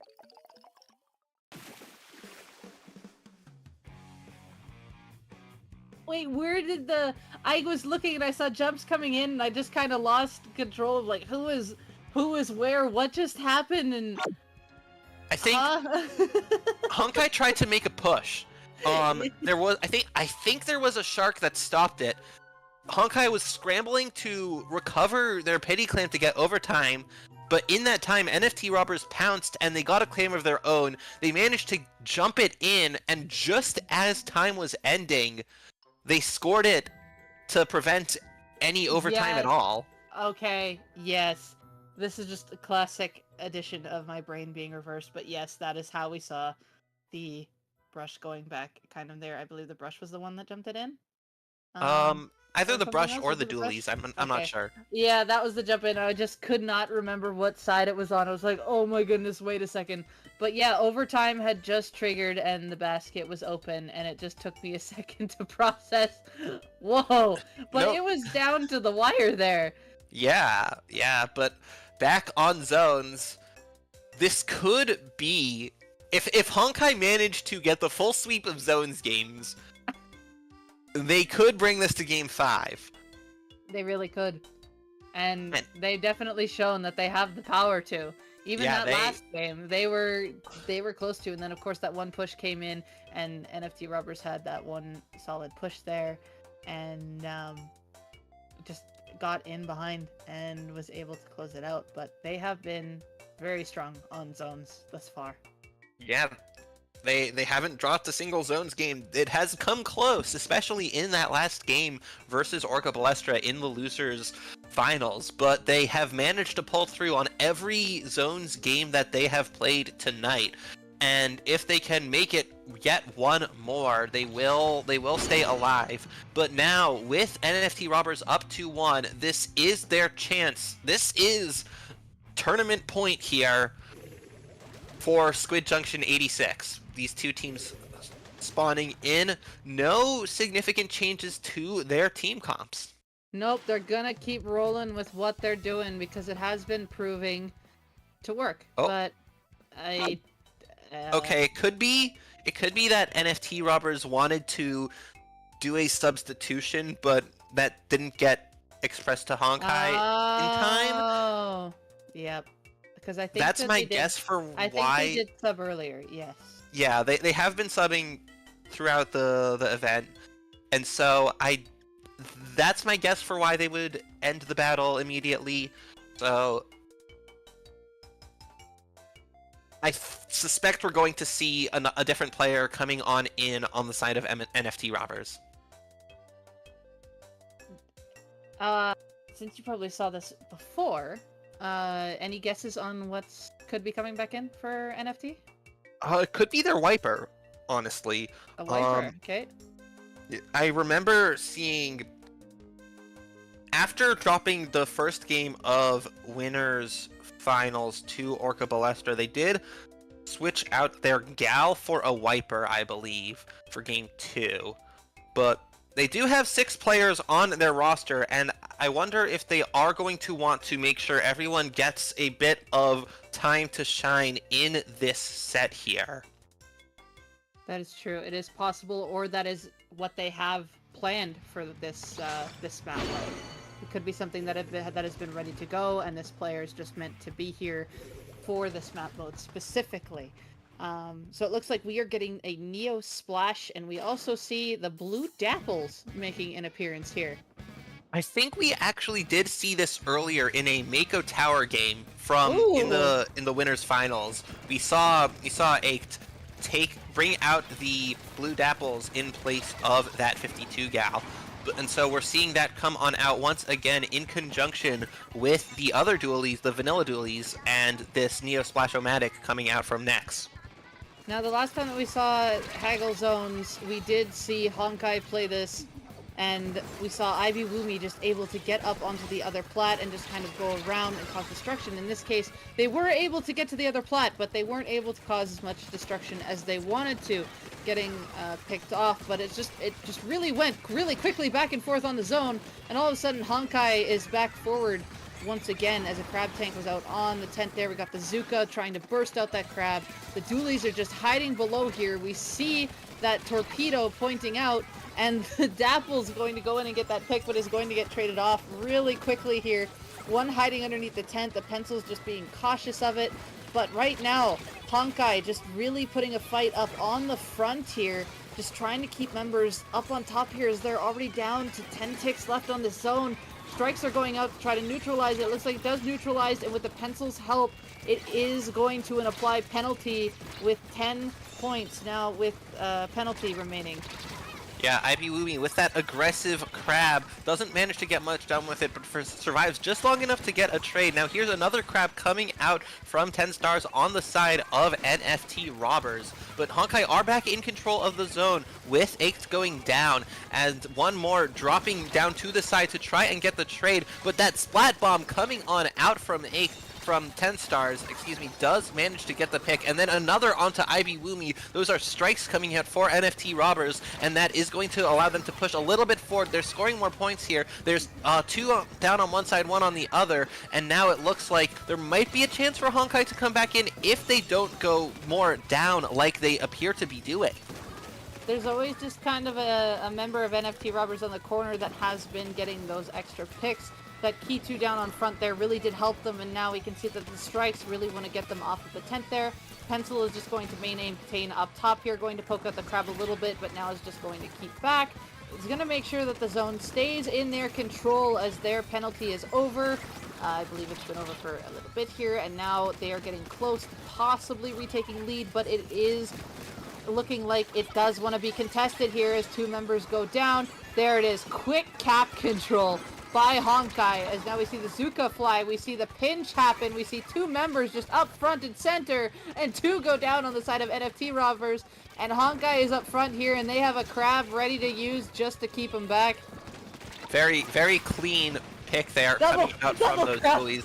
Oh, there are the 2 crabs. One goes down, but one stays alive to defend that splat zone. And there is another crab in return coming out for NFT Robbers, as well as those tri-strikes from that Neo Splash-O-Matic. That does manage to neutralize the zone, but it goes back into the control of Honkai, who are already all the way through their penalty and down into the single digits of points remaining. But NFT Robbers, once again, despite going 3 down, managed to take the zone. Is next going to use their tri-strikes again? No, they do not. They are still holding on to them until right now, after they have survived long enough for the rest of the team to come back in. The strikes don't manage to do much, except they do help to switch the zone to their control and give Honkai a little bit more penalty time to work through. There has been IB Woomy in the middle there was just hiding underneath the tent and got a quick 2 during those times that you were mentioning with those strikes, and that almost could have been a 3 down situation on the side of NFT Robbers, but Honkai here is still maintaining control. They are just going back with their counters and just not letting NFT Robbers have some space. They're trying to neutralize as much as possible. You can see the Reef Slider wants to go on the zone. Of course, isn't going to quite cap it. There's a lot of paint going down on the zone by Honkai, and you can see the edit here is just holding out from all of them as members from NFT Robbers are going down from the back, and now it's finally going to get KO'd. Honkai maintain their flawless record on splat zones tonight. They and really did. They bring this set to a Game 5 in Grand Finals. Oh, don't mess with Honkai and Splat Zones, people. You're gonna see crabs. I guess anywhere, but specifically here, the crabs are really showing to prove their stuff here on Splat Zones, and it's just been undefeated on Splat Zones in particular. But on the other modes, they're always so close, but then it's right again towards the late game where there is one either goes down or they get picked up, they'll get pushed in behind, and they just can't quite bring it back. Yeah, and the question is, will Honkai be able to keep it going on a different mode, or are NFT Robbers going to do what Orca Balestra did to Honkai in the semifinals and drop 2 zones games but win on each of the other modes? That's the question.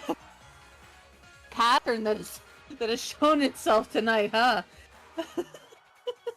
But again, we don't know if it's true or not, but this Game 5 is going to decide whether the bracket reset will happen or if NFT Robbers is just going to take it home. And Museum Rainmaker here. Now, the last time, of course, when with Honkai on this map that at least I've seen, at the end, they were able to It was at the very end. They had a solid push up front. Their edit was very good at pushing the Rainmaker forward. They're trying to create the path. They were getting the points that they needed. The rest were following up, hiding in the corners, and at the very end, members of Honkai would hide in every corner possible to stall for time. Yeah. Or just outright be aggressive and then cause that pinch play on the Rainmaker, and there was nothing that could be done to stop it. They did win this map mode against Bonsai in the losers semifinals, but that is against Bonsai, and this is against NFT Robbers, and Whole different no game. major change to these comps. Oh, next bringing out an ink brush. Oh, and there's that 96 Gal Deco. Interesting. We've got a couple changes, but of course we have the main base with the dualies from 10 stars and the pencil. Meanwhile, the other side is, of course, the same on the side of Honkai. Already getting whales out. 2 members down, already on the side of Honkai, as it looks like the members are going to push forward here on NFT Robbers, but that crab does appear. Good choice to go underneath the ledge here, just going to escape the fire of the crab, but it looks like one went down from behind, I think possibly the crab. One is in that bottom corner. They are able to break the checkpoint just barely. 3 members now down on the side of NFT Robbers. It looks like Cooler is just ending for Honkai, and they are looking to try to recontrol the mid here, but the pencil does pick him off, and the brush is just kind of running around in behind here, as one left is now for the side of Honkai. Just kind of back and forth here, but I've just seen 2 or more down on the side of Honkai in the past, like, 15-20 seconds. Yeah, and NFT Robbers getting that early checkpoint is going to be huge for them, because as soon as they're able to get another push going like they are right now, that means they're getting the Rainmaker further along, getting it down into the 30s, now at the 30-point remaining mark. They do have more jumps coming in as 2 go down on both teams. There's a fight between these dualies over here alongside this spinner, with all the dodge rolls coming out. There's that crab, very vulnerable to the dualies from behind and getting pinched, but still able to survive here, looking for a pick, managing to get the pick onto the squeezer, but that Rainmaker, it did get dropped down into mid. It might have been by Honkai or by NFT Robbers, but NFT Robbers did only pick it up a few seconds ago and are looking to bring it back, but go down to the crab on the side of Honkai. What a spot to have the Rainmaker in. Now here, it's a tough one to grab when you don't have control. We saw Next going in there just to try to create some space. The dualies unable to get a pick, unfortunately, on that Splatling. Splatling able to take it back. They are coolered. They look like the 2 members down. They want to go. They want to have control here as much as possible. They want to get this checkpoint. They are able to take down the brush. It looks like one is over by checkpoint here, trying to push down. They are still alive. The crab out here from Ivy Woomy, and it looks like they are going to push forward here. They want to try to get as many points. There's a 2-point difference here as the brush able to come around to stop it, but that pop is going right now in the favor of Honkai, but the brush going to go around and be like, stop shooting at the Rainmaker barrier. Go away. Able to get the pick, and the rest are able to finally pop it. That looked very scary there, as Yeah. Pop almost went into the brush. I saw the paint coming from behind that brush. I don't know if it was a crab tank with it. It looked like it might have been a crab tank giving that paint, but if I would have been terrified in that position, wondering if taking my attention off the Rainmaker shield for a moment would have meant it popped in my face. But now, NFT Robbers do pick up the Rainmaker again. There's a brush coming from the top rope to get a trade there. Honkai looking to pick up the Rainmaker in that corner, managing to trade or to take out those dualies that drop down on them. Nilla bringing out this crab tank here, Ace trying to get them from behind with the 96 deco, having to jump out there, but now Honkai do still have a lot of paint in mid, and they are wanting to take the lead here. They have the Rainmaker back onto that checkpoint. They have a crab holding the line there in front, but a Kraken comes out to distract them or to even get stuff done. There's that crab tank coming down from below, and 2 down on the side of Honkai means that NFT Robbers are in control once again. They're looking for anyone still left there. There's those dualies. There is also that squeezer there who was underneath, and one of them might have given a jump to another. There's a pick with that Trizuka, and NFT Robbers put it in the funny spot. Oh, they did put it in the funny spot. Oh no. I was like, okay, NFT Robbers are putting it in stalling places, because before we saw it down below, And I was gonna make a joke on like it's raining NFT robbers over the ledge, and now they go and just outright put it in this upper corner, and now it's just, what are you gonna do? This is just outright teasing. Okay, that was also a really bold shark from IB Uh-huh. that got very, very cleanly taken out by 10 stars. But now we are in the last 30 seconds. The Rainmaker is still in the funny spot and still in favor of NFT robbers, who will just want to leave it there, hope it doesn't get popped. But the crab tank from the side of Honkai is going for it. That is Ivy Woomy bringing a jump to the other crab tank haver of Nilla, and so the Rainmaker does get picked up and drops down just onto the ground there. Now, one of the players on NFT Robbers diving in, that is 10 stars, trying to prevent this overtime, but now Honkai has a Rainmaker who is very weak at the moment, trying to just survive here, hold onto the Rainmaker, manages to get a pick on next, and this is the last chance for Honkai to get a bracket reset, but the Kraken is coming in. It's like, watch out! Kraken is coming, and it's just the Kraken ended at just the right time for the Rainmaker to stay alive. Taro here, who's going back and forth. Poor Taro, but oh my gosh. Just narrowly goes in and grabs the Rainmaker, goes back, dodges as much could out of the Kraken and the pencil fire, but then finally gets locked in that corner and unfortunately can't go anywhere. Wow.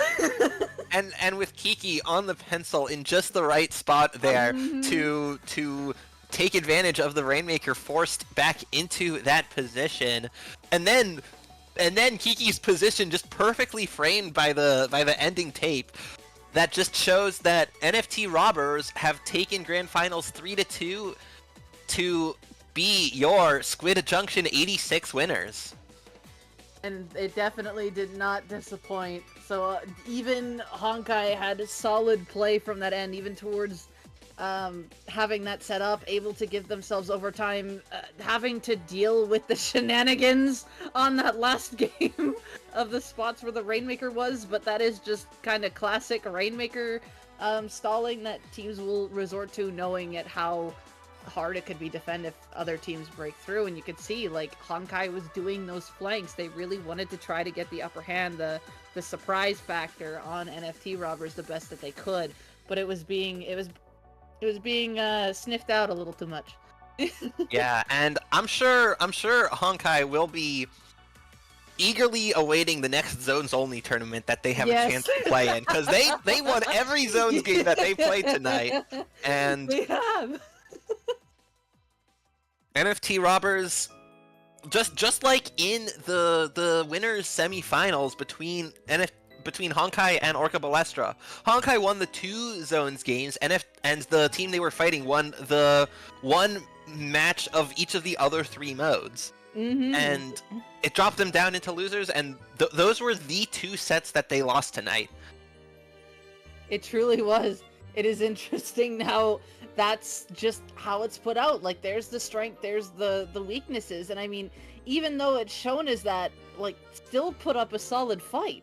Like, had good pushes there, had good attempts to come back.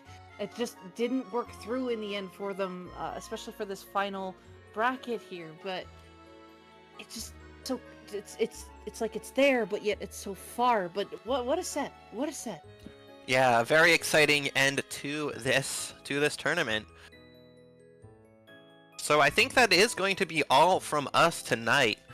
And in that case, where can the good folks in the audience find you on social media, Devi? You can find me on Blue Sky or YouTube at Devi Doovie, or on Twitch at Devi_Doovie, because one has to be different, unfortunately. That's how it is. Anyway, what about you, Squidoku? Yeah, you can find me on Blue Sky, where I am squidoku.bsky.social. You can also find me on the Fediverse, on Federated social media, where I am squidoku at splatsville.social. Fun. Once again, congrats to NFT Robbers for taking the #1 spot of Squid Junction number 86 tonight.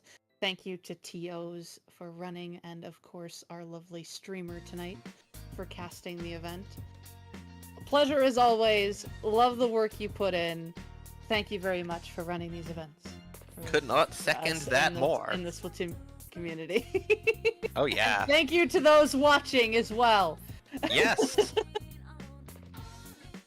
And Yes, that I will hope- be it from us tonight. But Yep, I hope you all have a great time and maybe stick with the raid to check to see what's going on with SoCali. onwards. More Splatoon! Yippee!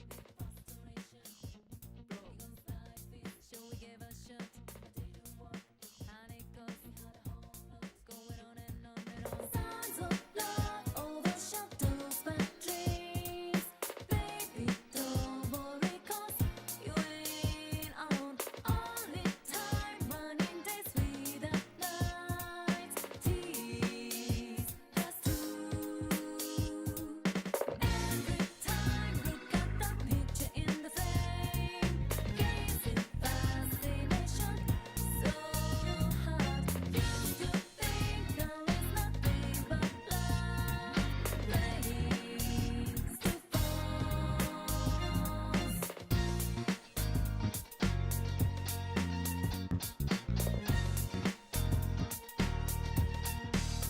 Signs of love overshadows my dreams. Baby, don't worry, 'cause you ain't on. Only time running days without nights. Tease us through. Who's got to leave? Nobody's really got to leave.